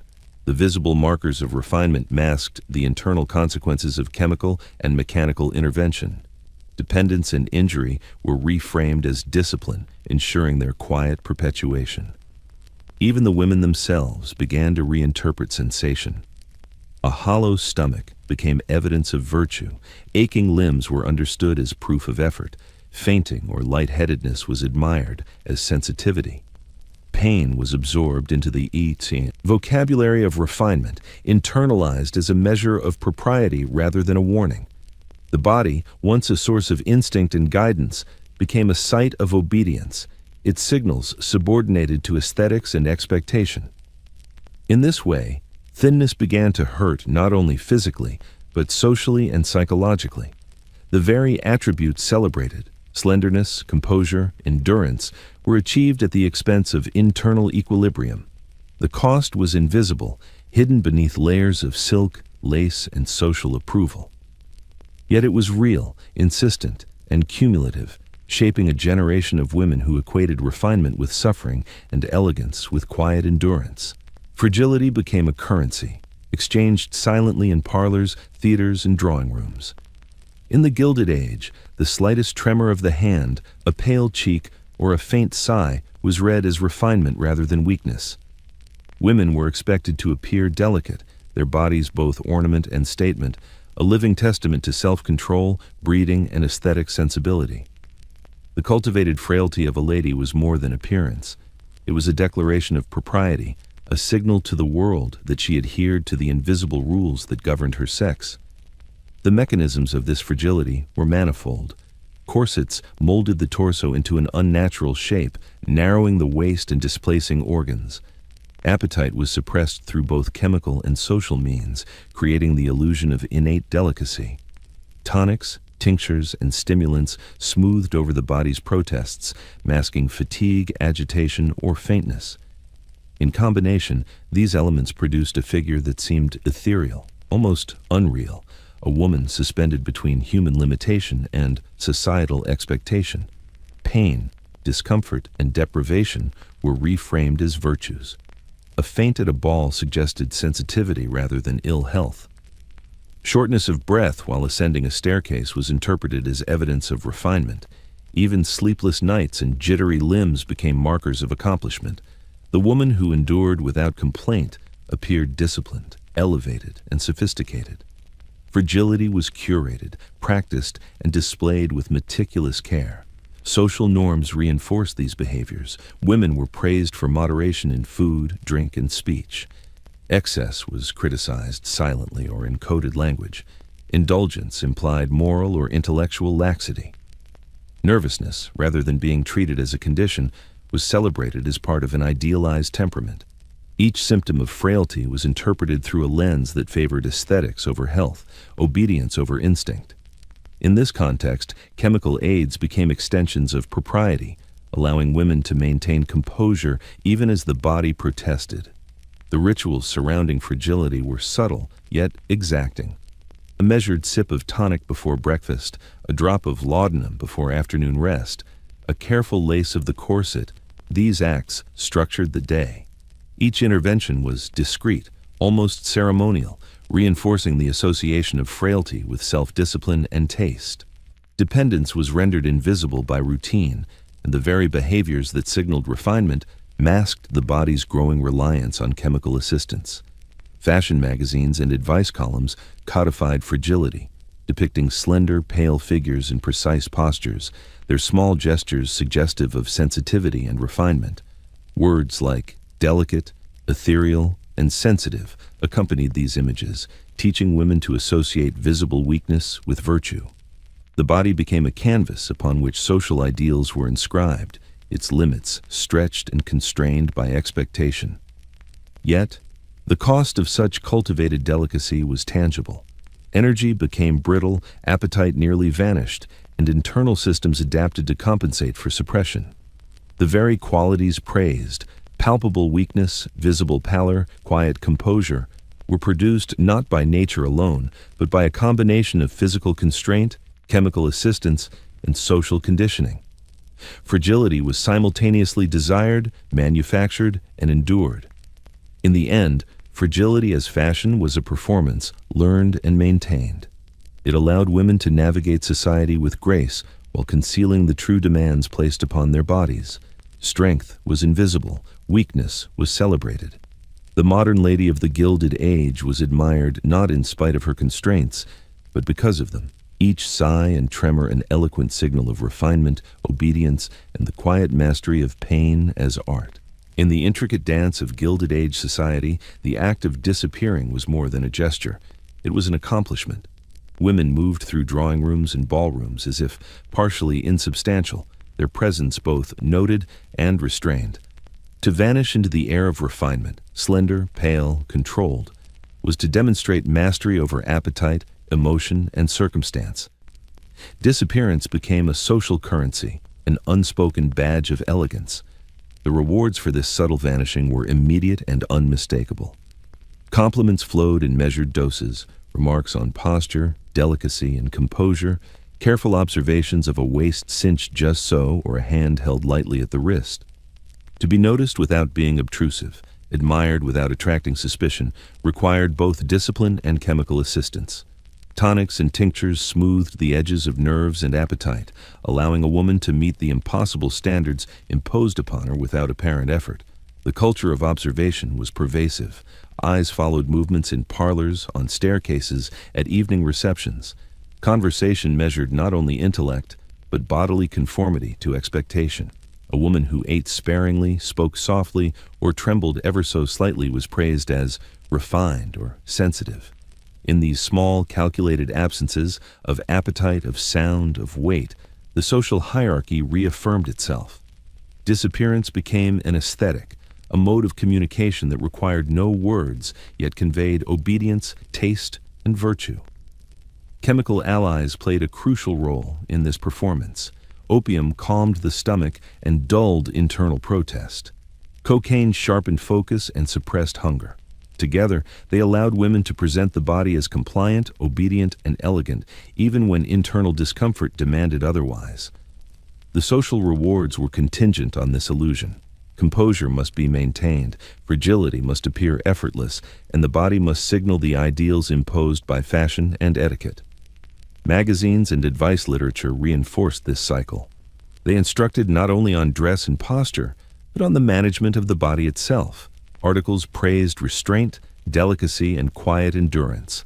Letters from readers celebrated adherence to these standards, describing satisfaction derived from being admired while consuming little, feeling little, and attracting attention without assertion. In this context, disappearance became performative, taught and observed, silently rewarded by the network of social expectations. The psychological consequences were subtle yet profound.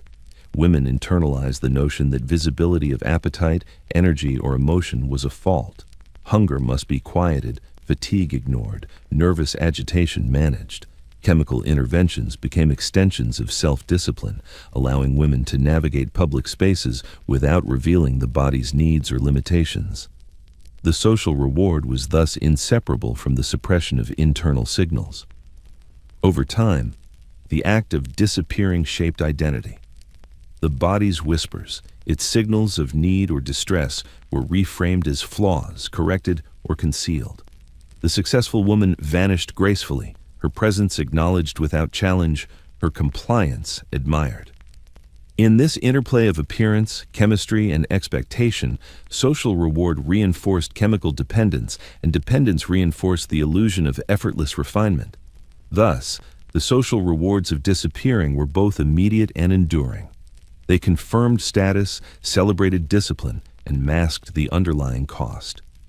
In every glance of admiration, in every whispered comment about delicacy, women were trained to accept their own erasure as elegance, their compliance as virtue, and their chemically aided endurance as proof of propriety.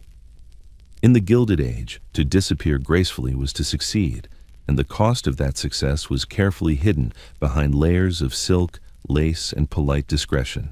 In the quiet corners of the city, behind polished doors and iron gates, private sanatoriums emerged as refuges for women whose bodies were deemed delicate, whose nerves were frayed by the relentless expectations of refinement. These establishments promised restoration, offering both care and discretion to the elite who could afford the luxury of structured confinement. Within their walls, the modern woman's body could be managed with precision, sheltered from social scrutiny, and adjusted according to medical philosophy. The architecture itself reflected the ideology of control.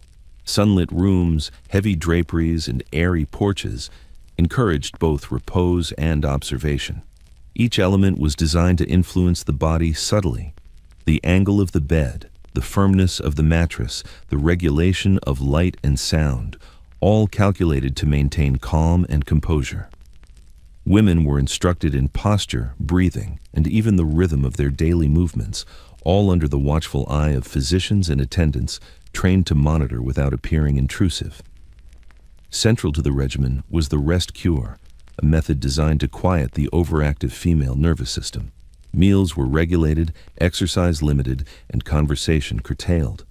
The mind, thought to exacerbate the body's frailty, was restrained through isolation and gentle sedation. Opium, often administered in precise doses, dulled both appetite and agitation, producing a state of subdued compliance. Cocaine, less frequently, could be used to sustain alertness during prescribed periods of activity. The balance of these substances allowed the institution to maintain the desired equilibrium, ensuring that each patient adhered to the model of delicacy expected by society and medical authority alike. The promise of private care was social as much as medical. A woman admitted to such a sanatorium was not merely treated for nerves, she was participating in a ritual of status. Attendance signaled refinement, self-awareness, and access to modern scientific knowledge. Letters home described restorative routines, sunlit walks, and carefully prepared meals, masking the presence of chemical management and mechanical restraint. To be confined for health was to be indulged without being indulgent, a paradox understood and valued within elite circles. Medical oversight was meticulous. Physicians recorded doses, observed vital signs, and adjusted interventions according to subtle shifts in mood, appetite, and appearance. Yet the patient's autonomy was circumscribed. Compliance was not optional, it was the vehicle through which restoration could be achieved. Even the perception of resistance was managed, interpreted as nervous excess rather than a legitimate reaction to constraint. In these spaces, obedience and fragility were inseparable, each reinforcing the other. The psychological impact of such care was profound. Women learned to equate inactivity with propriety, dependence with refinement, and chemical intervention with wellness. Appetite, energy, and agency were subsumed under the routines of treatment. The body adapted not only to restricted movement and diet, but also to the quiet demands of tonics and tinctures, accepting sedation and stimulation as natural adjuncts to everyday life. Within the sanatorium, fragility was cultivated and rewarded, internal struggle erased by routine and chemistry. By the end of each stay, women returned to society with their appearances preserved, their comportment disciplined, and their bodies adjusted to the expectations of refinement. Yet the cost remained invisible. Reliance on substances, alteration of natural rhythms, and the internalization of fragility as virtue. Private sanatoriums, with their sunlit rooms and measured routines, became laboratories for the performance of delicacy, transforming care into control and health into social currency. In these spaces, the Gilded Age perfected its most insidious lesson, that the body must be managed quietly, chemically, and endlessly if it is to be admired. Behind the silken curtains, in rooms perfumed with roses and camphor, the body began to betray the expectations placed upon it. The polished exterior of refinement, the measured posture, the cinched waist, and the careful consumption of tonics and tinctures all served to conceal a more fragile reality. Beneath lace and silk, a quiet rebellion unfolded, one that was rarely acknowledged aloud and even more rarely understood. Corsets, once merely instruments of style, became agents of subtle distortion. Hours spent in constriction shifted ribs and compressed organs, altering digestion and respiration without visible complaint. Women learned to breathe shallowly, to move with constrained grace, and to internalize the pressure as ordinary, even necessary. Pain, initially sharp, became a background hum, a companion to daily routine. The body adapted, but not without consequence. Muscles weakened, circulation faltered, and the fainting spells that occasionally occurred were reframed as delicate sensitivity rather than structural strain. Chemistry compounded the effects. Cocaine, by suppressing appetite and masking fatigue, allowed women to navigate society without appearing to struggle. Opium, soothing nerves and quieting discomfort, dulled natural responses to stress and exertion. Together, they created the illusion of compliance, of effortless elegance, while the body's internal systems adjusted to external imposition. Hunger, alertness, and emotional fluctuation were no longer trusted guides. The body's own signals were subordinated to the rhythm of tonics and schedules. Meals became exercises in restraint. Food, once a source of energy and pleasure, was reduced to ritualized portions. Appetite, chemically diminished, ceased to command attention. The absence of hunger became an indicator of refinement, a signal that discipline was being properly exercised. But with each passing week, the body's natural cycles were disrupted. Weakness accumulated quietly, fatigue intensified imperceptibly, and the physiological cost of prolonged compliance became unavoidable. Even social engagement, the arena in which refinement was displayed, exerted its toll. Balls, luncheons, and visits demanded sustained composure, constant attention, and controlled movement. A lady might stand for hours, smile without strain, converse with wit, and descend staircases with grace, all while internal systems were taxed beyond natural limits. The body, trained chemically and mechanically, performed with an eerie efficiency, masking exhaustion beneath the cultivated appearance of delicacy. Letters and diaries hint at the hidden cost.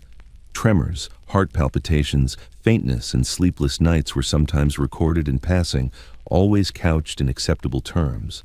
The nerves, sensitivity, a restless evening.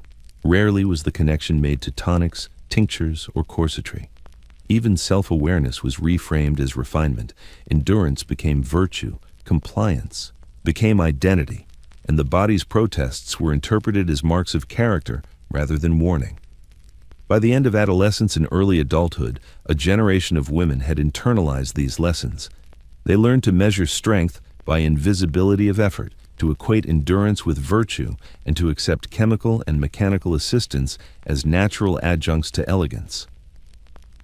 The body breaking behind lace and silk became an unspoken ritual of participation in a social order that valued composure above health, subtlety above comfort, and appearance above the signals of flesh. In this quiet labor, the paradox of the Gilded Age was made manifest. Beauty required fragility, refinement demanded compliance, and social reward was contingent upon the body performing tirelessly while suffering silently. Lace and silk concealed not only curves but strain. They masked not only form but cost. The elegance of the age was inseparable from the hidden endurance of the body, and in every sigh, every tremor, every carefully moderated heartbeat, the invisible machinery of propriety quietly maintained itself. Within the gilded walls of townhouses and the quiet retreats of country estates, Women recorded their lives with meticulous care. Quills scratched across cream-colored paper, inked journals and letters capturing each engagement, each dress, each social obligation. Yet between the lines of these elegant accounts, a different narrative persisted, one of quiet suffering, disciplined and concealed, woven seamlessly into the fabric of everyday life. The entries were careful, almost coded. A mention of a sleepless night might be attributed to restless nerves, rather than the lingering effects of a stimulant taken at luncheon. Palpitations, dizziness, or the faint ache in the stomach were noted only in passing, often mitigated by reassurances to oneself. "It passes with composure," or "I am quite myself again."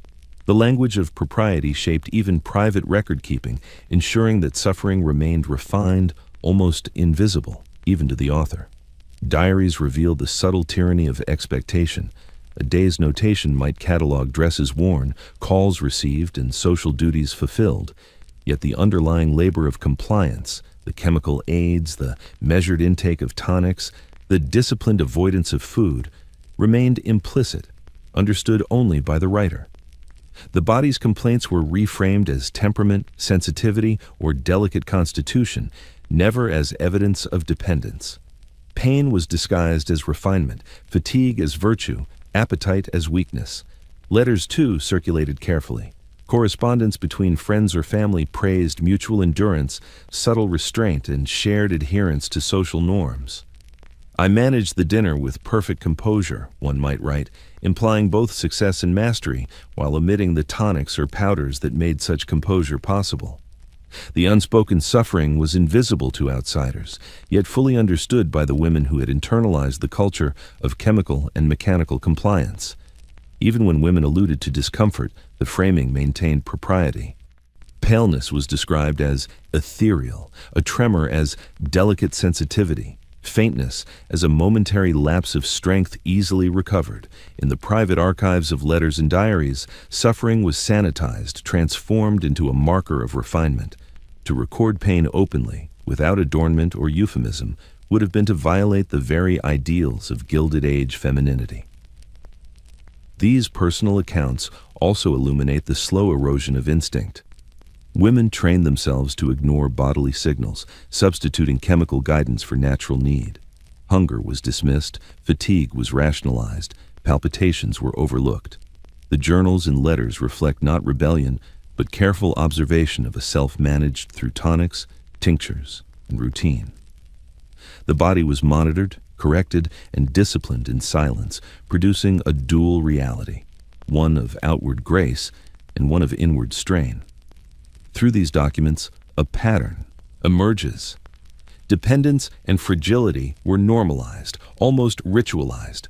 Women chronicled not only their social lives, but the hidden scaffolding of chemical compliance that supported them. Diaries became manuals of survival, letters became guides to discretion, and both preserved the illusion that elegance and endurance were innate rather than enforced. In the end, these writings offer a testament to the invisible labor of refinement. They reveal how women of the Gilded Age negotiated the impossible standards of beauty, composure, and social expectation. Every careful sentence, every coded phrase is a trace of endurance quietly endured. Letters and diaries do not merely record life, they encode the hidden sacrifices, the chemical supports, and the unspoken suffering that made that life appear graceful. Behind inked words and folded pages, the body's quiet rebellion was catalogued, yet carefully concealed, a private testimony to the cost of elegance in an age obsessed with control. There was no vocabulary for what many women began to experience. Dependence was tolerated, even admired, so long as it remained invisible. Yet the body, unheeding of propriety, whispered discontent. Palpitations grew sharper, appetite faltered inconsistently, and nights became restless in ways that tinctures and tonics could no longer fully regulate. The term withdrawal did not exist in polite society, nor did the concept. Women endured symptoms without name, navigating unfamiliar sensations in silence, measured against the impossible standards of refinement. In private chambers, the body spoke more loudly than it had before. Hands trembled despite the outward composure of posture. The stomach, once obedient, protested faintly or sharply, creating anxiety that could not be acknowledged. Fatigue pressed insistently, yet outward poise remained compulsory. A young lady, fully aware of the world's scrutiny, learned to interpret these signals as personal weakness, oversensitivity, or a lapse in virtue rather than the predictable response to chemical absence. The rituals of consumption complicated perception. Tinctures measured in drops, tonics sipped sparingly from crystal, opiates administered at precise intervals, all created patterns that masked the body's dependency. When a dose was delayed or missed, symptoms manifested subtly at first: agitation, restless limbs, mild dizziness. Yet these were not interpreted as signs of chemical reliance. They were nerves, temperament, or insufficient discipline. Language, both social and medical, lacked a framework to acknowledge the physiological truth. Medical texts rarely provided guidance for this stage. Physicians emphasized regularity, adjustment, or moderation, often without recognizing the cumulative effects of long-term administration. A patient's complaint might be treated as delicate sensitivity, an inherent fragility, or a nervous episode. The absence of terminology for chemical withdrawal ensured that women's experiences remained both unarticulated and unvalidated. What was physically occurring within the body was invisible, reframed by culture and etiquette into moral and social terms. This silence was reinforced socially. Diaries and letters hinted at unease, yet phrased within accepted boundaries. "I felt restless today, but managed admirably," or "a slight dizziness passed without consequence." Complaints outside this coded language risked misunderstanding, judgment, or censure. The body's rebellion was never permitted full expression. Symptoms were subsumed into the vocabulary of refinement. Women adapted, learning to anticipate the subtle onset of discomfort. A skipped meal, a delayed tonic, or insufficient rest became a signal to compensate elsewhere. A measured sip, a carefully timed dose, a quiet period of repose. Knowledge of the body's needs was privatized, internalized, and normalized within the rhythm of daily life. Withdrawal, unnamed, became a secret practice of self-regulation, disciplined and silent. In these moments, dependence revealed its insidiousness. The very interventions designed to maintain composure had created a situation in which absence produced distress, yet acknowledgement of that distress was socially and morally prohibited. Women learned to mask tremors, suppress hunger, and ignore fatigue, converting chemical necessity into a performance indistinguishable from elegance. Thus, the Gilded Age perfected an invisible pedagogy. The body's complaints were transformed into character traits, chemical reliance was reframed as virtue, and withdrawal became a trial conducted in silence. There was no language for the experience, no social acknowledgement, and no relief outside discretion. In every tremor, in every pang, and in every restless night, the body taught lessons that propriety could not name. A quiet rebellion rendered invisible by etiquette, discipline, and the very refinement it was meant to sustain. In the parlors and private chambers of the Gilded Age, collapse was never dramatic. It arrived quietly, gradually, measured in tremors, palpitations, and faint inclinations of the body that could be attributed to temperament or delicacy. When a woman succumbed to fatigue or fainted under the weight of her own refinement, the event was interpreted not as medical failure, but as an emblem of sensitivity and propriety. Nervous collapse in this society had been codified as respectable. Physicians of the era observed these episodes with careful discretion. The signs: a rapid pulse, shallow breathing, tremulous hands, occasional dizziness, were often reframed as nerves rather than physiological stress or chemical consequence. Collapse, when it occurred, was presented as a culmination of exertion, strain, and oversensibility, rather than a predictable reaction to prolonged use of tonics, tinctures, or the mechanical constraint of corsets. In the quiet language of propriety, fainting could be admired rather than feared. The social framing of collapse made it a paradoxical reward. A woman who endured fatigue, hunger, and agitation with composure was praised for her strength. A woman who finally succumbed, who let her body express the strain it had absorbed silently, could be lauded for delicacy. To pass into a state of apparent fragility was not shameful. It was proof of refinement. Observers admired endurance until the limits of the body were reached, at which point collapse became an almost ceremonial acknowledgement of human constraint. Chemical intervention played a crucial role in shaping these outcomes. Tonics and tinctures allowed women to function for hours, even days, beyond the body's natural tolerance.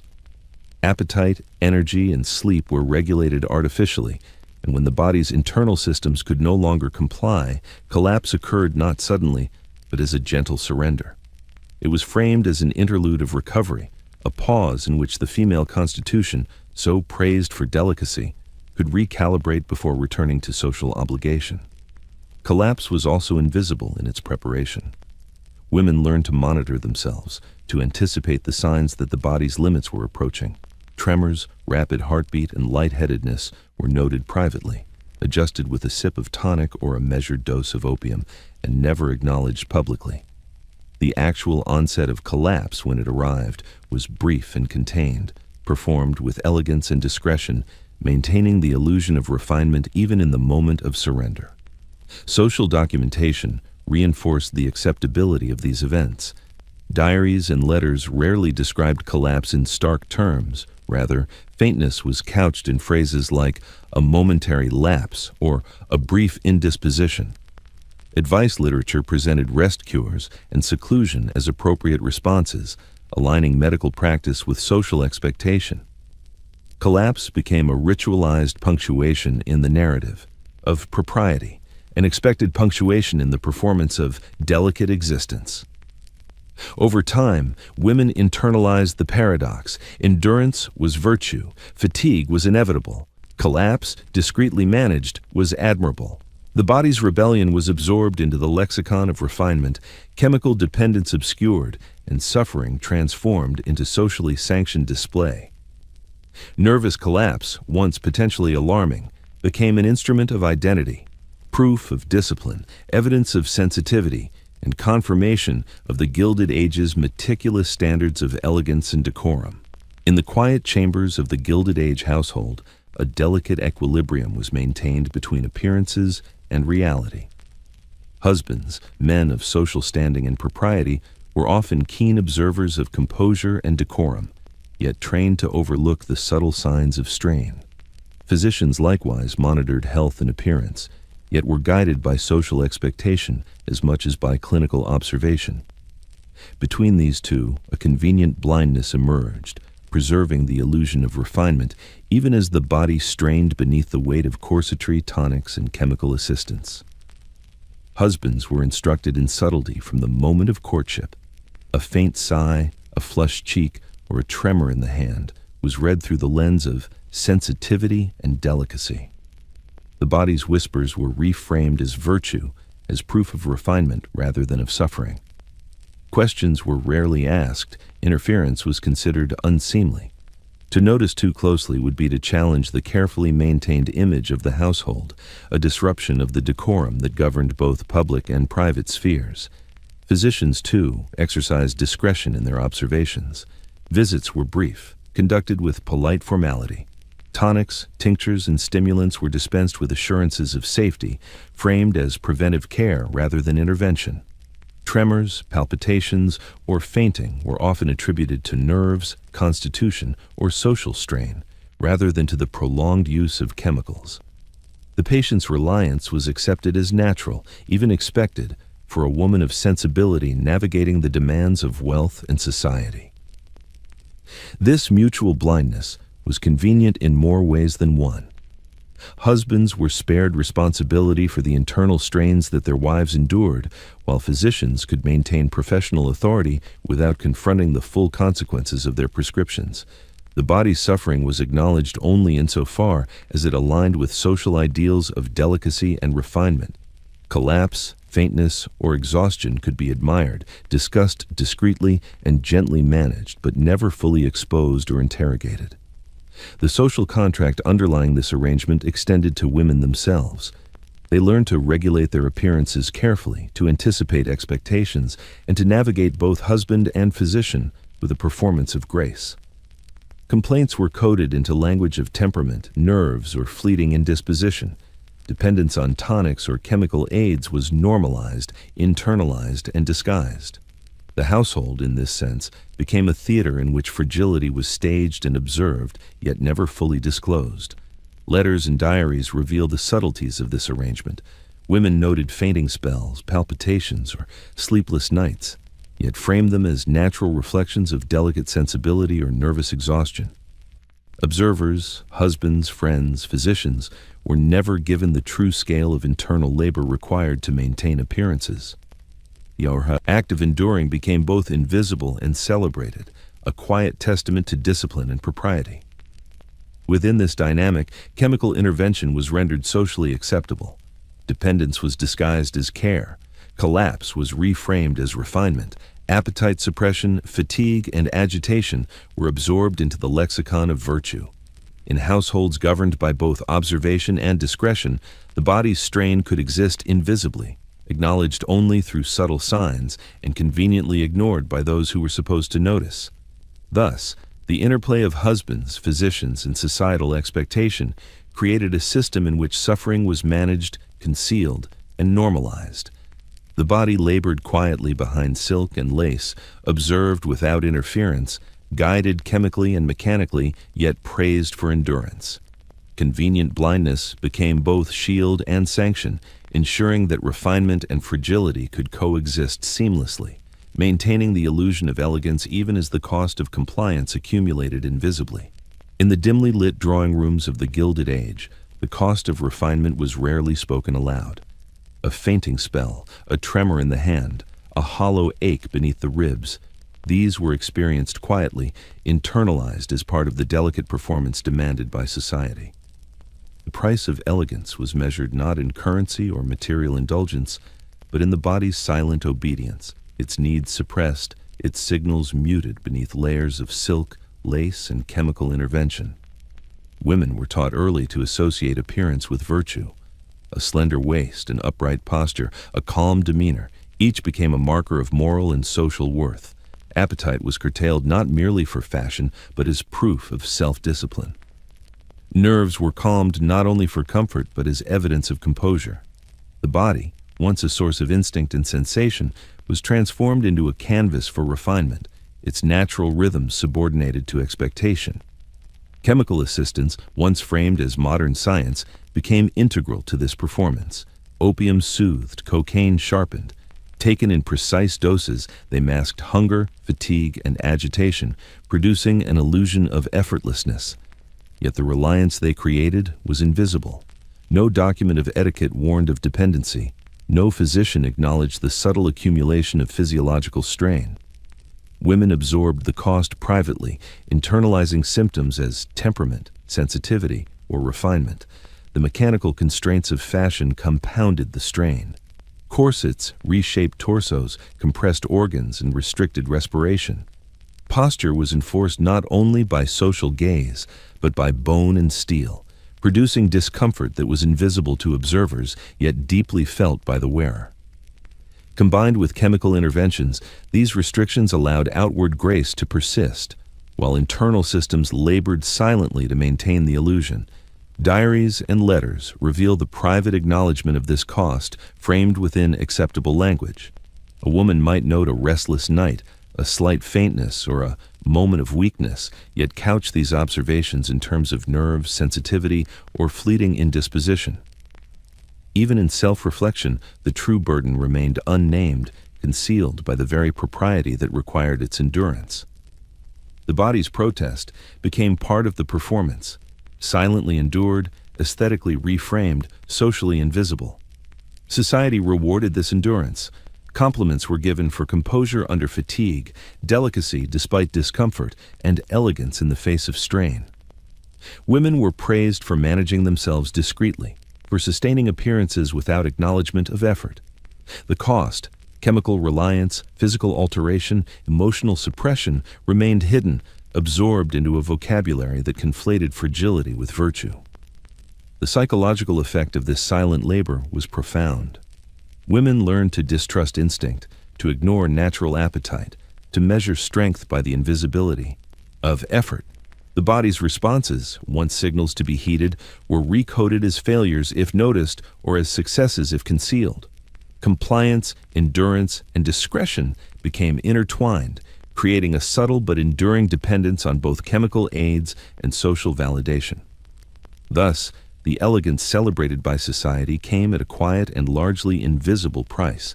The body paid in hunger, fatigue, and altered physiology. The mind paid in vigilance, internalized expectation, and constant self-monitoring. The public saw grace, the private bore strain. In the Gilded Age, the cost of refinement was measured not in spectacle or scandal, but in silence. A silent, enduring tribute to the fragile, disciplined, and chemically supported ideal of female beauty and propriety. In the polite salons and hushed corridors of the Gilded Age, the first murmurs of concern were often whispered, unheeded, or reframed as exaggeration. Physicians, social commentators, and even fellow women occasionally noted the unsettling consequences of chemical dependence and extreme restraint. Paleness, tremors, insomnia, and fainting were observed. Yet the warnings were gentle, couched in terms of refinement, nervousness, or delicate constitution. The public, enamored with the ideal of composure and elegance, preferred to ignore what could not be reconciled with beauty. Medical journals, circulated among the learned and occasionally quoted in society papers, recorded instances of overuse, adverse reactions, and the physiological costs of prolonged narcotic intake. Opium and cocaine, while praised for their utility in suppressing appetite and sustaining energy, were noted to produce faintness, agitation, and disrupted sleep when administered continuously. Yet these observations were rarely framed as crisis. Instead, they were treated as issues of dosage, temperament, or improper timing, never as systemic warning signs of dependency. Social etiquette further muted these alarms. Women were instructed to present only composure, refinement, and delicacy. Admission of discomfort or the acknowledgement of chemical reliance would have been considered improper, even unladylike. The language of propriety reframed suffering into virtue. Fatigue was sensitivity, paleness was delicacy, fainting was refinement. In a culture that rewarded invisibility, early signs of harm were absorbed into the vocabulary of approval, their seriousness diluted. Advice literature, another vector for social expectation, reinforced this selective perception. Magazines and manuals encouraged moderation, light eating, and the careful use of tonics, emphasizing discipline while rarely acknowledging long-term consequences. Testimonials from women who maintained composure through the use of such remedies were highlighted, while accounts of distress or overdependence were either omitted or relegated to footnotes. Society celebrated success without scrutiny, tacitly dismissing the risks. Even physicians, bound by professional and social expectations, often chose discretion over confrontation. A patient exhibiting faintness, tremor, or disrupted sleep could be counseled to rest, adjust her dosage, or moderate her activities rather than challenged with the idea of chemical dependence. In the interplay between medical advice and societal decorum, concern was absorbed into management, never amplified into warning. The body's subtle cries for attention were silenced, reinterpreted, or rationalized. This culture of muted response ensured that dependence, fragility, and bodily strain spread quietly. Women internalized the expectation to endure, to appear delicate, and to comply with chemical and mechanical interventions without question. The first signs of harm were obscured, reframed, as natural consequence or personal idiosyncrasy, and rarely acted upon beyond minor adjustment. By the closing years of the 19th century, a quiet unease began to percolate beneath the polished surface of society. The very remedies once celebrated for their elegance and discretion, patent medicines, tonics, and tinctures infused with opium, cocaine, or both, came under increasing scrutiny. Reports of fainting, palpitations, insomnia, and subtle physiological strain prompted cautious attention from medical reformers and public health advocates. Yet in drawing rooms among silks and lace, acknowledgement of these risks remained muted, almost unthinkable. The critique emerged slowly, measured in articles, pamphlets, and the occasional editorial rather than in loud proclamation. Physicians began to caution against overuse, noting that the stimulants and sedatives that maintained composure and appetite suppression could, over time, alter the body's natural rhythms. Nervous systems, digestive processes, and cardiac function were subtly affected by prolonged consumption. Yet these warnings were often couched in scientific language, removed from the realm of public understanding, and framed as matters of moderation rather than prohibition. Public perception was equally sluggish to shift. Patent medicines had been woven into the daily rituals of refined life, marketed with elegance and discretion. The bottles themselves, glass, gold, and lacquered labels, symbolized taste, propriety, and modernity. To question the medicine was to question both science and social refinement, an uncomfortable contradiction that few were willing to confront openly. Dependence remained invisible, wrapped in routine and ritual, and early cautionary voices were drowned beneath admiration for composure and elegance. Reformers faced both social and commercial resistance. Manufacturers profited from the widespread use of these tonics and elixirs, and their advertising appealed to both authority and aesthetic sensibility. Women of means had been trained to trust both the product and the physician who recommended it. Criticism of patent medicines was therefore interpreted not as concern for health, but as an attack on refinement itself. The very structure that encouraged chemical compliance rendered intervention socially awkward, almost transgressive. Within households, the shift was imperceptible. Women continued to rely on tonics and tinctures, following routines prescribed by physicians and reinforced by magazines, advice columns, and social expectation. Appetite remained suppressed, energy maintained chemically, and sleep regulated through intervention. Yet in private, some women noted the subtle strain, the tremor that persisted, the heart that raced after withdrawal of a dose, the faintness that accompanied exertion. Awareness of these consequences grew quietly, almost furtively, as whispers among friends rather than formal discussion. Medical discourse increasingly recommended scrutiny and adjustment. Doctors began to emphasize dosage regulation, temporary cessation, and careful observation of effects. They acknowledged that what was once benign could become taxing, even harmful, over long periods. Yet their guidance remained private, administered in consultation rooms or whispered instructions, leaving the public rituals of refinement untouched. Thus, the slow turn against patent medicines unfolded in measured steps. Awareness of potential harm grew, but social habits, aesthetic ideals, and chemical reliance maintained the status quo. Society continued to value thinness, composure, and decorum over transparency, allowing the silent costs of chemical management to persist, even as caution began to creep into the medical discourse. In the delicate parlors of the Gilded Age, reform whispered. The body, however, bore its lessons quietly, enduring and unseen. The first murmurs of reform drifted into the drawing rooms like an uneasy breeze, stirring the curtains of propriety without immediately toppling them. Societal critics, medical reformers, and cautious journalists began to question the widespread use of patent medicines, tonics, and elixirs infused with opium and cocaine. Yet these challenges were met not with open debate, but with subtle unease.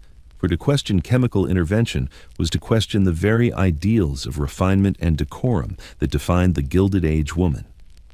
Reform threatened the delicate equilibrium of society. Elegance was predicated upon composure, poise, and restraint, qualities often maintained through chemical means. To suggest that these aids might be harmful or excessive implied that the performance of refinement was not entirely natural. The suggestion was scandalous in its quietness, that the slender waist, the graceful posture, the calm demeanor, so admired and socially rewarded, might be maintained at a cost too high to acknowledge publicly. Medical reformers cautioned against the habitual use of tonics and narcotics. They warned that dependence could grow imperceptibly, that appetite, sleep, and energy might become artificially regulated, and that the female constitution, already described as delicate, could suffer cumulative effects.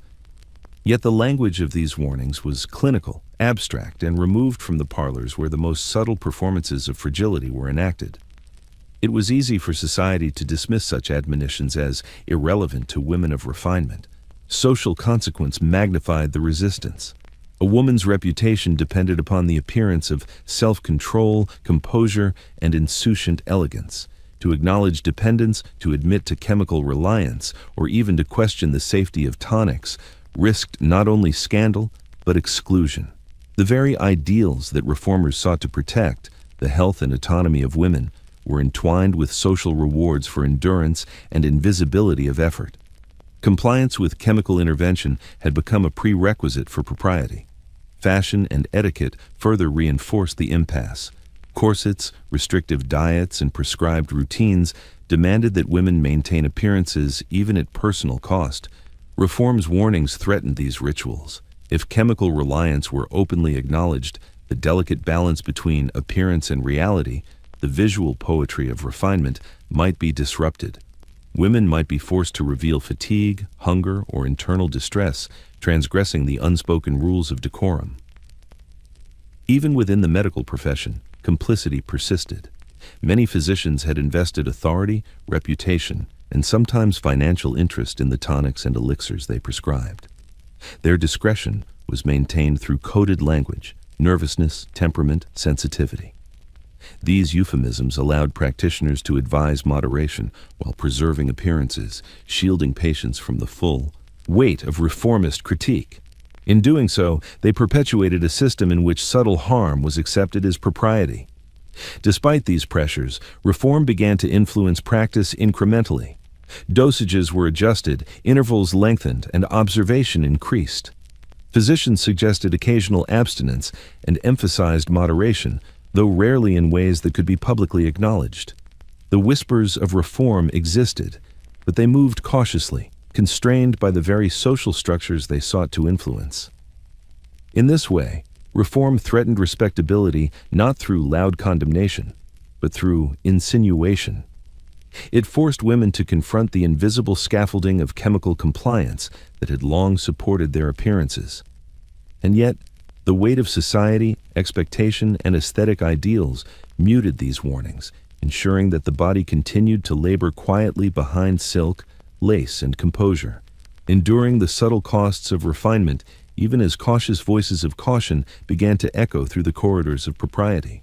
In the polished confines of the drawing room, where lace curtains muted the afternoon sun and polished wood gleamed beneath quiet light, the bottles sat innocuously on marble or silver trays. Their labels, adorned with gold leaf and careful script, promised calm, vitality, and refinement. To the casual observer, they were the instruments of modern science, elegant companions to tea and perfume. Yet, beneath their delicate appearance lay the first breach of innocence, the subtle initiation into chemical dependency that would come to define a generation of Gilded Age women. At the outset, these remedies were presented as harmless aids. Physicians reassured patients that opium soothed the nerves, cocaine sharpened the mind, and tonics provided energy without the burden of food. Parents and matrons instructed young women to take them in moderation, framing compliance as an extension of propriety rather than indulgence. The body, it was said, responded best to gentle guidance, and the bottles themselves became symbols of care and attentiveness, but the promise of refinement masked a hidden reality. The substances, though discreetly administered, began to reshape appetite, energy, and perception. Hunger was suppressed, fatigue dulled, and emotional agitation tempered. The body adapted, gradually relying on these external aids to maintain composure. What had been marketed as assistance quietly became necessity.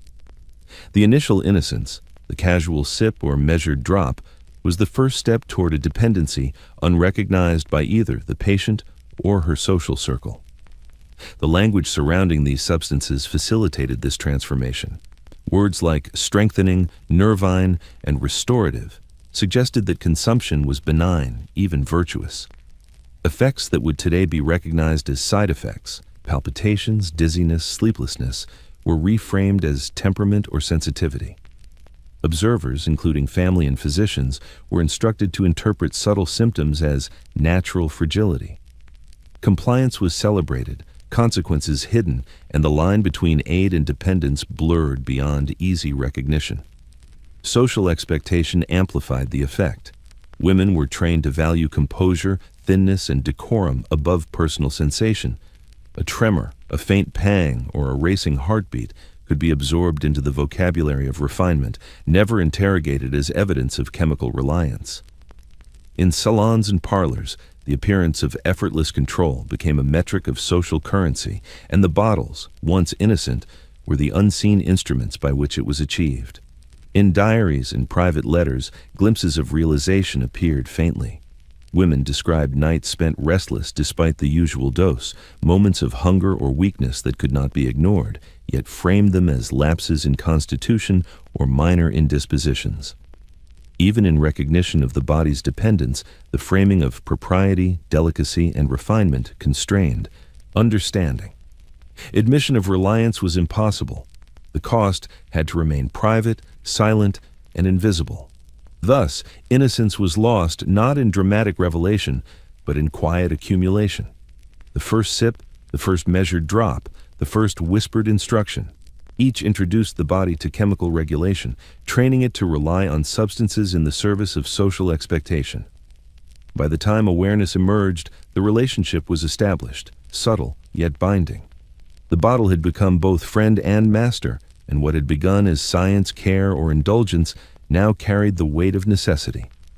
In the Gilded Age, refinement required obedience, and the price of composure was paid not in currency, but in silence, subtle adaptation, and the quiet surrender of bodily autonomy. Among the gilded parlors, sunlit boudoirs, and shadowed studies of the Gilded Age, some women endured in ways that left no public record. They were the silent witnesses to the chemical and mechanical shaping of their own bodies, the invisible participants in a culture that prized refinement above all else.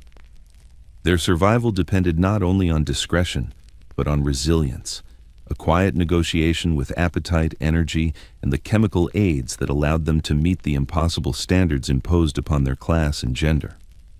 These survivors rarely spoke of their experience, and when they did, it was in coded language. Diaries noted palpitations as nervous excitement, faintness as a momentary lapse, sleepless nights as a restless evening. Even in private, chemical reliance was framed as care, composure as virtue. There was no vocabulary to describe dependence openly. To acknowledge it would have been to admit that refinement had been purchased at the expense of autonomy.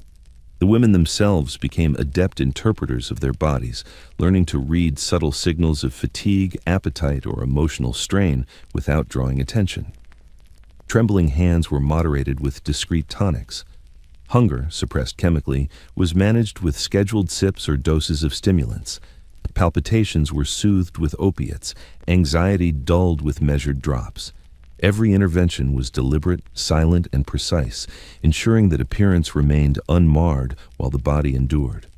Social observation amplified the pressure to maintain invisibility.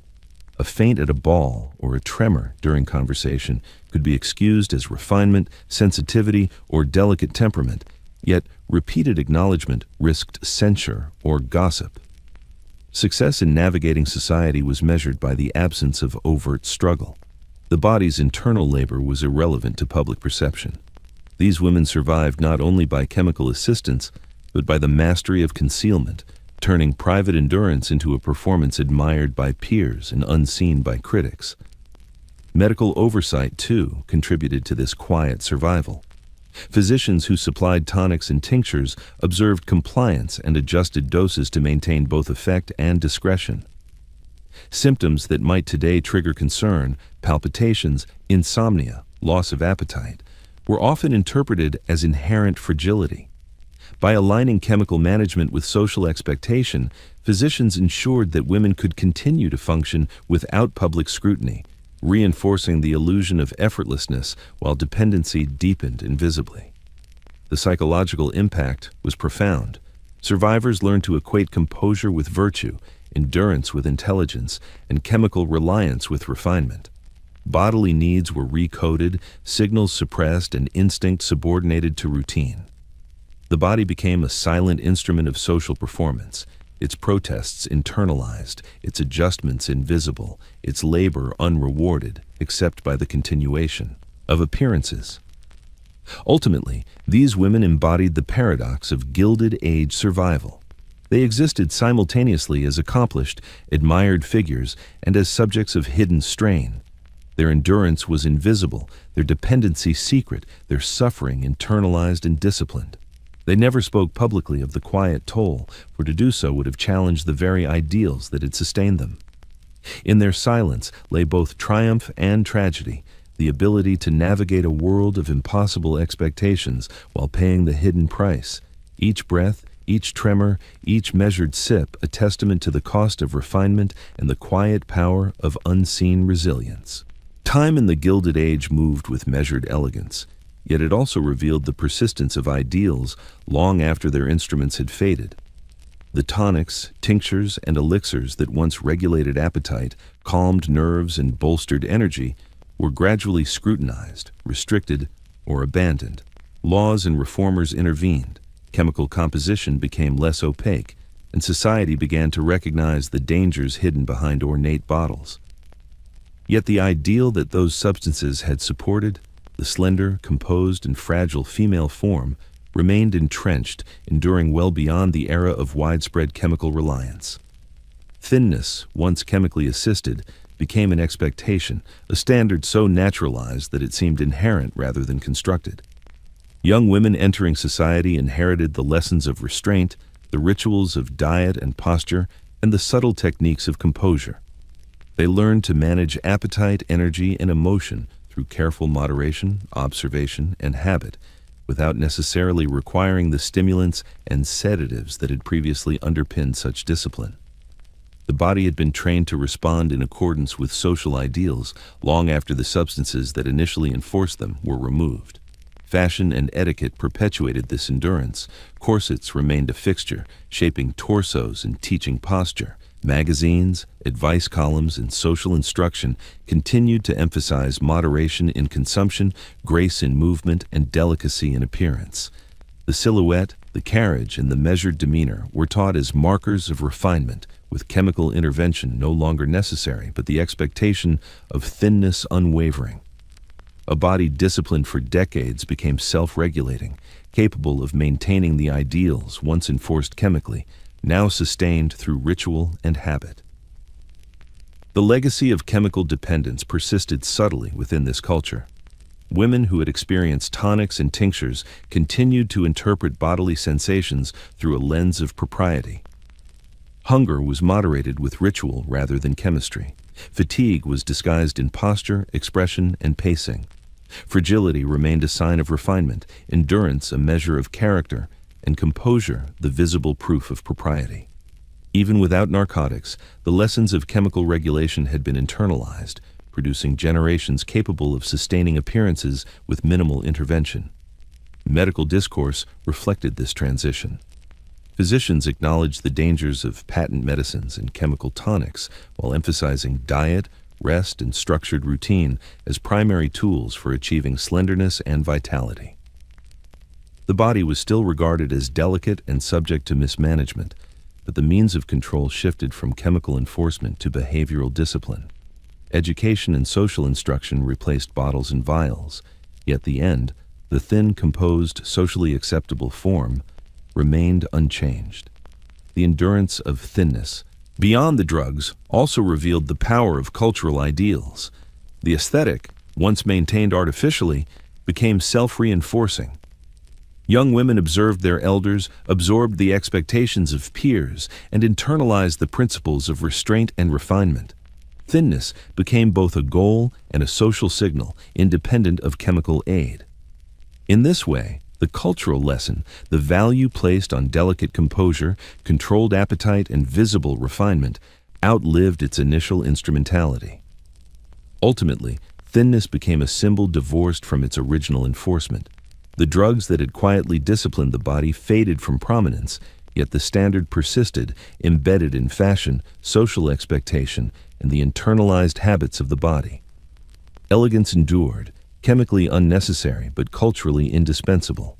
The Gilded Age had not merely shaped figures through tonics and tinctures, it had trained bodies, minds, and society itself to value the appearance of restraint, ensuring that the pursuit of composure and slenderness would echo long after the bottles had been emptied. The slender, composed figure of the Gilded Age did not vanish with the decline of chemical tonics and patent medicines. Fashion magazines, etiquette manuals, and social expectation preserved the ideal, codifying it into a standard that transcended the tools once used to achieve it. The female body became a canvas for cultural aspiration, its dimensions and comportment judged not only by contemporary observers, but by inherited ideals of refinement, delicacy, and restraint. Beauty, once chemically assisted, became self-reinforcing, a performance maintained through habit, discipline, and social reinforcement. Even as tonics and tinctures were scrutinized or restricted, the rituals of refinement endured. Corsets remained, shaping posture and silhouette with relentless subtlety. Diets were maintained, moderate in appearance and meticulous in execution, designed to preserve the illusion of effortless thinness. Exercises and promenades were prescribed, not merely for health, but for the cultivation of elegance.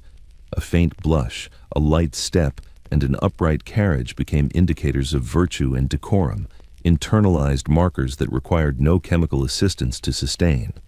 The language of beauty continued to shape perception. Words like delicate, ethereal, and sensitive remained central to discussions of the ideal woman. Paleness was praised, fragility admired, and composure interpreted as refinement. Even physical strain, slight dizziness, fatigue, nervous tremors, was recast as evidence of sensitivity, not a consequence of bodily stress or historical chemical dependence. In this lexicon, endurance became invisible, its costs unacknowledged yet embedded in the expectations themselves. Fashion plates and illustrated magazines reinforced these standards visually. Women were depicted in elongated silhouettes, narrow waists, and flowing skirts, their limbs arranged in precise angles that implied grace and control. Posture, carriage, and hand placement were meticulously portrayed, teaching readers not only what to wear, but how to inhabit their bodies. These images perpetuated ideals that had once been chemically enforced, now sustained through observation, repetition, and imitation.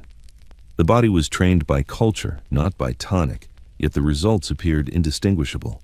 Social expectation acted as both guide and enforcer. Girls were taught early to moderate consumption, to practice posture, and to internalize signals of propriety. Peer observation, social critique, and the rewards of admiration reinforced adherence. Compliance became internalized. The body responded automatically to cultural instruction. Where tonics once masked fatigue or suppressed appetite, now habit, discipline, and attention to etiquette performed the same function, ensuring that the appearance of refinement remained intact. The persistence of these standards revealed their cultural power. They transcended individual practice, chemical assistance, and even mortality. Thinness, delicacy, and composure were codified into the ideals of femininity, celebrated, rewarded, and expected across generations. Bodies learned to comply, minds internalized the rules, and society judged success through appearance alone. Health, comfort, and autonomy were secondary to performance. The ideal endured as a spectacle of control and refinement. Thus, the beauty standards of the Gilded Age refused to die. Chemical interventions faded, yet the ideals they supported remained woven into fashion, etiquette, and perception. Fragility, composure, and thinness became cultural inheritance, sustained by habit, observation, and social expectation. In the end, refinement was preserved not in the bottles and tonics of the past, but in the bodies, behaviors, and consciousness of women who continued to perform the invisible labor of elegance, proving that the image of perfection, once cultivated, could outlive its instruments. The lessons of the Gilded Age did not vanish with the century that produced them. Their echoes resonate quietly in modern diet culture, in the persistent idealization of thinness, composure, and the meticulous management of appetite. Though corsets and chemical tonics have largely disappeared from polite society, their cultural imprint remains embedded in the collective imagination of what it means for a woman to appear disciplined, refined, and desirable. Modern magazines, blogs, and social media continue to propagate the ideals first cultivated in the drawing rooms of the late 19th century. Slim waists, controlled consumption, and effortless composure are celebrated as evidence of virtue, self-control, and sophistication. The visual language has changed. Photographs replace etchings, hashtags replace advice columns, but the underlying message remains. The body must be managed, curated, and displayed according to socially sanctioned standards. Chemical interventions have evolved, yet the principle endures. Where opium and cocaine once smoothed nerves and suppressed appetite, contemporary substitutes, caffeine, supplements, diet pills, and highly processed low-calorie foods perform similar functions. They offer the appearance of control, the illusion of effortless restraint, and the social reward of admiration. Hunger, fatigue, and internal signals are mediated externally, and the disciplined body is celebrated even when the labor sustaining it is invisible. The psychological mechanisms echo their predecessors. Bodies are trained to respond to cues imposed by culture rather than internal needs. Appetite is monitored, portion size is controlled, activity scheduled. Compliance is measured not through overt suffering, but through appearance, posture, and performance. The ideals of refinement, delicacy, and composure, once enforced chemically, now rely on social surveillance, self-monitoring, and internalized discipline. The labor persists, though its instruments have changed. Advertising and advice media reinforce these ideals. From glossy magazine spreads to social media influencers, narratives emphasize efficiency, productivity, and elegance achieved through careful management of food, energy, and appearance. Language mirrors that of the Gilded Age. Moderation is virtue, restraint is refinement, and the absence of overt effort is evidence of mastery. Fatigue is framed as a challenge to be overcome, hunger as an inconvenience to be managed, and fragility as refinement. The moral undertones of thinness remain intact even as the context has shifted. Social observation continues to enforce compliance. Peer comparison, public judgment, and subtle critique maintain standards, just as in drawing rooms long ago. Approval is granted for visible composure, controlled eating, and disciplined appearance. Discomfort, effort, or deviation from the ideal is rarely acknowledged. It is concealed, normalized, or reframed as character flaw. The performance of refinement remains central, and the body continues to labor silently beneath the gaze of society. In this way, the Gilded Age has left a lasting legacy. The aesthetic of composure, thinness, and controlled appetite endures, outliving the tonics, tinctures, and corsets that once enforced it. Modern diet culture is not merely a continuation of fashion, it is the cultural codification of invisible labor, internalized discipline, and socially sanctioned fragility. The echoes of refinement remain audible in every measured portion, every curated image, and every quietly endured pang of hunger. Proof that ideals cultivated over a century ago continue to shape bodies and behaviors today. The Gilded Age, with its silk-draped parlors, gaslit drawing rooms, and carefully measured rituals of refinement, left behind more than architecture and fashion. It bequeathed an ethos, a set of invisible rules governing the body, appetite, and comportment, which endured long after the tonics and tinctures that had first enforced them were discarded. The legacy was subtle yet pervasive, a culture in which appearance, composure, and discipline were valued above comfort, health, or instinct. Women who lived through the era carried its lessons into the next generations, transmitting them as both guidance and expectation. The ideals of slenderness, delicacy, and restraint became internalized, taught not only through observation, but through practice, habit, and subtle social reinforcement. Mothers, aunts, and mentors modeled self-control, whispered advice on posture and diet, and perpetuated the notion that the body was a site of silent labor, its obedience a prerequisite for social acceptance. Chemical dependence, once central to achieving these standards, faded, but the behaviors it had instilled persisted. Appetite was monitored and moderated, energy was measured against social expectation rather than bodily need. Fragility was cultivated, rehearsed, and displayed as virtue. The rituals developed to maintain composure became habits that transcended necessity, shaping the way women carried themselves, managed their bodies, and interpreted their sensations for decades to come. Fashion and aesthetics reinforced this inheritance. Even as corsets loosened and silhouettes evolved, the ideal of controlled, deliberate appearance endured. Elegance was judged by poise, proportion, and measured conduct. The body remained an instrument of refinement, its signals often subordinated to expectation, its performance evaluated against invisible standards rooted in the lessons of the Gilded Age. The social consequences were equally enduring. Women learned to conceal discomfort, fatigue, or hunger, interpreting these signals as personal inadequacies if they became visible. Compliance was rewarded, struggle punished by subtle censure. In every polite gathering, the performance of refinement was observed and evaluated. Those who mastered the silent labor of composure were celebrated. Those who faltered risked judgment, however gentle, from both peers and society. Even the language of the era persisted in quiet ways. Words such as delicate, sensitive, ethereal, and refined continued to define the lexicon of ideal femininity. Nervousness, faintness, and fragility remained markers of character rather than evidence of strain. The vocabulary framed endurance as virtue and suffering as elegance, ensuring that the lessons of chemical and mechanical discipline were internalized and perpetuated without the need for explicit instruction. Perhaps most enduring was the psychological imprint. Generations were trained to trust social guidance over instinct, to subordinate appetite, energy, and emotional response to external expectation.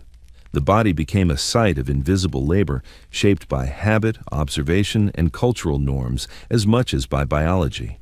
The Gilded Age, in its pursuit of composure and refinement, left behind a subtle but powerful blueprint for managing the female body, a blueprint that dictated appearance, behavior, and perception long after the last vial was emptied. In the end, the Gilded Age's legacy was less material than moral, less tangible than aesthetic. It embedded a quiet code of conduct within bodies and minds, teaching women that beauty and elegance were inseparable from discipline, suffering, and concealment. The bottles, tonics, and corsets may have faded, but their lessons remained, echoing through generations in posture, diet, poise, and the silent endurance of every woman who sought to embody the ideal crafted in gaslight, silk, and shadow. In the ornate parlors of the Gilded Age, control was a performance as delicate as lace and as rigid as whalebone. Women were taught to master appetite, composure, and posture, to navigate society with the poise of a practiced automaton. Tonics and tinctures, infused with opium or cocaine, were the instruments of this mastery, ensuring that fatigue, hunger, and agitation never disrupted the carefully orchestrated appearance. Yet the very mechanisms that promised control concealed its fragility, creating an illusion that would endure long after the bottles were emptied. Control in this context was a social construct as much as a physiological state. The body was molded through corsetry, chemical intervention, and meticulous routines, each measure reinforcing the appearance of obedience. Posture was disciplined, hands arranged gracefully, waistlines cinched to the precise measure. Appetite was suppressed or disguised, energy modulated through stimulants, rest achieved under chemical influence. From the outside, the performance appeared effortless. The body seemed to respond naturally to expectation, as though virtue itself had been encoded into bone and sinew. Yet beneath the polished exterior, the illusion was fragile. The body's needs persisted, adapting to chemical intervention and mechanical constraint. Hunger, fatigue, and emotional strain were muted, not eradicated. The reliance on external aids, tonics, tinctures, corsets, created a delicate balance that could unravel with a missed dose, a slight adjustment, or an unanticipated stressor. The apparent mastery was contingent, maintained through repetition, ritual, and the precise orchestration of social and chemical systems.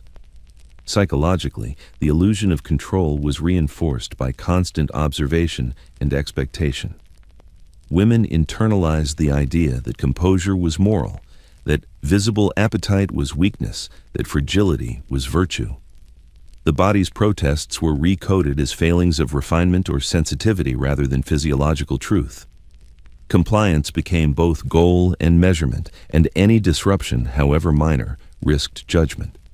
The illusion was sustained by social surveillance as much as by chemical or mechanical means.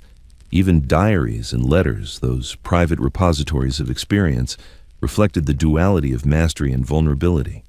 Women recorded faint palpitations, restless nights, or moments of hunger with careful phrasing, nerves, sensitivity, or temporary indisposition. The reality of dependence and bodily strain was cloaked in language that preserved propriety. The illusion of control extended from the public sphere into the private, ensuring that even self-perception remained aligned with the ideals imposed from without. The endurance of this illusion demonstrates the power of expectation over physiology. Chemical aids could be removed, tonics discontinued, and corsets loosened, yet the habits, perceptions, and social codes instilled through decades of Gilded Age practice persisted. Control became less a function of substances or devices and more an internalized performance, a learned response to observation, discipline, and the ever-present gaze of propriety. Thus, the Gilded Age offers a paradox. Mastery over the body was real in appearance, celebrated in society, and rewarded with admiration, yet it was always contingent, fragile, and dependent on unseen scaffolding. The illusion of control endured, sustained by habit, expectation, and internalized vigilance, reminding us that the refinement once chemically enforced became, in time, a self-perpetuating architecture of behavior, a testament to both the ingenuity and the subtle cruelty of a society obsessed with elegance, composure, and the quiet perfection of appearance. By the final years of the Gilded Age, control had become less an external imposition and more an internalized expectation. Women who had grown accustomed to tonics, tinctures, and mechanical aids such as corsets had absorbed the lessons of discipline so thoroughly that their bodies and minds appeared to maintain elegance effortlessly. The chemical scaffolding that had once underpinned refinement had faded from view, yet the behaviors it produced persisted, rehearsed, and embedded in habit. Composure, restraint, and delicacy were now self-regulated, internalized through repetition and social conditioning. Internalized control operated subtly, shaping both perception and action. Hunger, fatigue, and emotional agitation were interpreted not as biological signals, but as tests of propriety. Appetite was moderated instinctively. Energy was measured against social expectation rather than need. The body, trained by years of chemical and mechanical guidance, responded predictably, producing the outward appearance of refinement even in the absence of external aids. Women moved, spoke, and ate with precision, the performance of elegance so ingrained that it seemed natural. The psychological consequences of this internalization were profound. Women learned to mistrust their own bodily signals, to evaluate sensation through the lens of decorum and aesthetic expectation. Tremors, palpitations, or momentary dizziness were interpreted as fleeting lapses of composure, prompting corrective measures such as a sip of tea, a pause in activity, or a measured breath. The mind monitored the body continuously, translating physiological experience into social propriety. Control became both automatic and performative, self-sustaining and invisible. Social reinforcement amplified the internalization of control.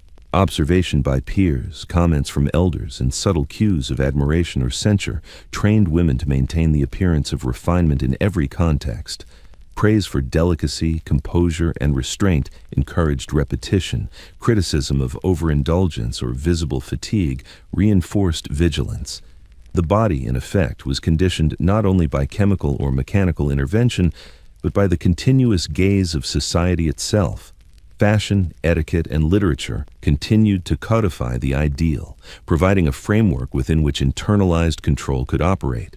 Magazines illustrated precise posture, hand placement, and gait. Etiquette manuals prescribed moderation, poise, and attentiveness. These guides translated chemical and mechanical discipline into behavioral norms, teaching successive generations to regulate themselves according to aesthetic and social standards rather than physiological need. The internalization was complete. The body performed, the mind monitored, and society's expectations were met without external reinforcement. Even in private, the performance persisted. Diaries recorded self-regulation in meticulous detail, portions measured, posture corrected, breath controlled, appetite noted. The chemical scaffolding that had once ensured compliance was largely unnecessary. The lessons had been absorbed. Yet the body still labored quietly, maintaining equilibrium through habit and anticipation of expectation. The effort, though invisible, continued as a silent testament to training and vigilance. Thus, the Gilded Age left behind an enduring architecture of refinement. Control, once externally imposed through tonics, tinctures, and corsetry, became self-perpetuating, internalized in mind and body alike. Hunger, fatigue, and agitation were subordinated to social and aesthetic ideals, and the illusion of effortless elegance persisted. Women appeared composed, delicate, and obedient, not because their bodies were chemically constrained, but because they had learned, over decades, to maintain the performance themselves, embodying the silent legacy of an era obsessed with refinement, discipline, and the meticulous management of the human form. The final act of the Gilded Age was not marked by a sudden revelation, but by the quiet persistence of consequences long obscured. Throughout parlors, boudoirs, and salons, women had endured a regimen of expectation, chemical guidance, and mechanical constraint, performing composure, delicacy, and refinement with a precision that society admired yet rarely interrogated. The cost of this silent labor, both physical and psychological, remained largely invisible, yet its effects were profound, enduring, and instructive. Silence was the keystone of propriety. Women were trained not only to regulate their bodies but also to conceal the evidence of regulation. Faint palpitations, fatigue, hunger, and agitation were recoded as temperament, fragility, or sensitivity. Diaries and letters hinted at internal strain, yet the language preserved discretion. Moments of weakness were framed as fleeting indisposition and chemical reliance as a tool of self-maintenance rather than necessity. Even self-perception became intertwined with concealment. The body's protest was internalized, its labor unnoticed, its endurance reinterpreted as refinement. The interplay of chemical, mechanical, and social enforcement created a generation whose performance of elegance became self-sustaining.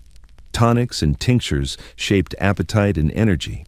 Corsets molded posture. Societal expectation enforced vigilance.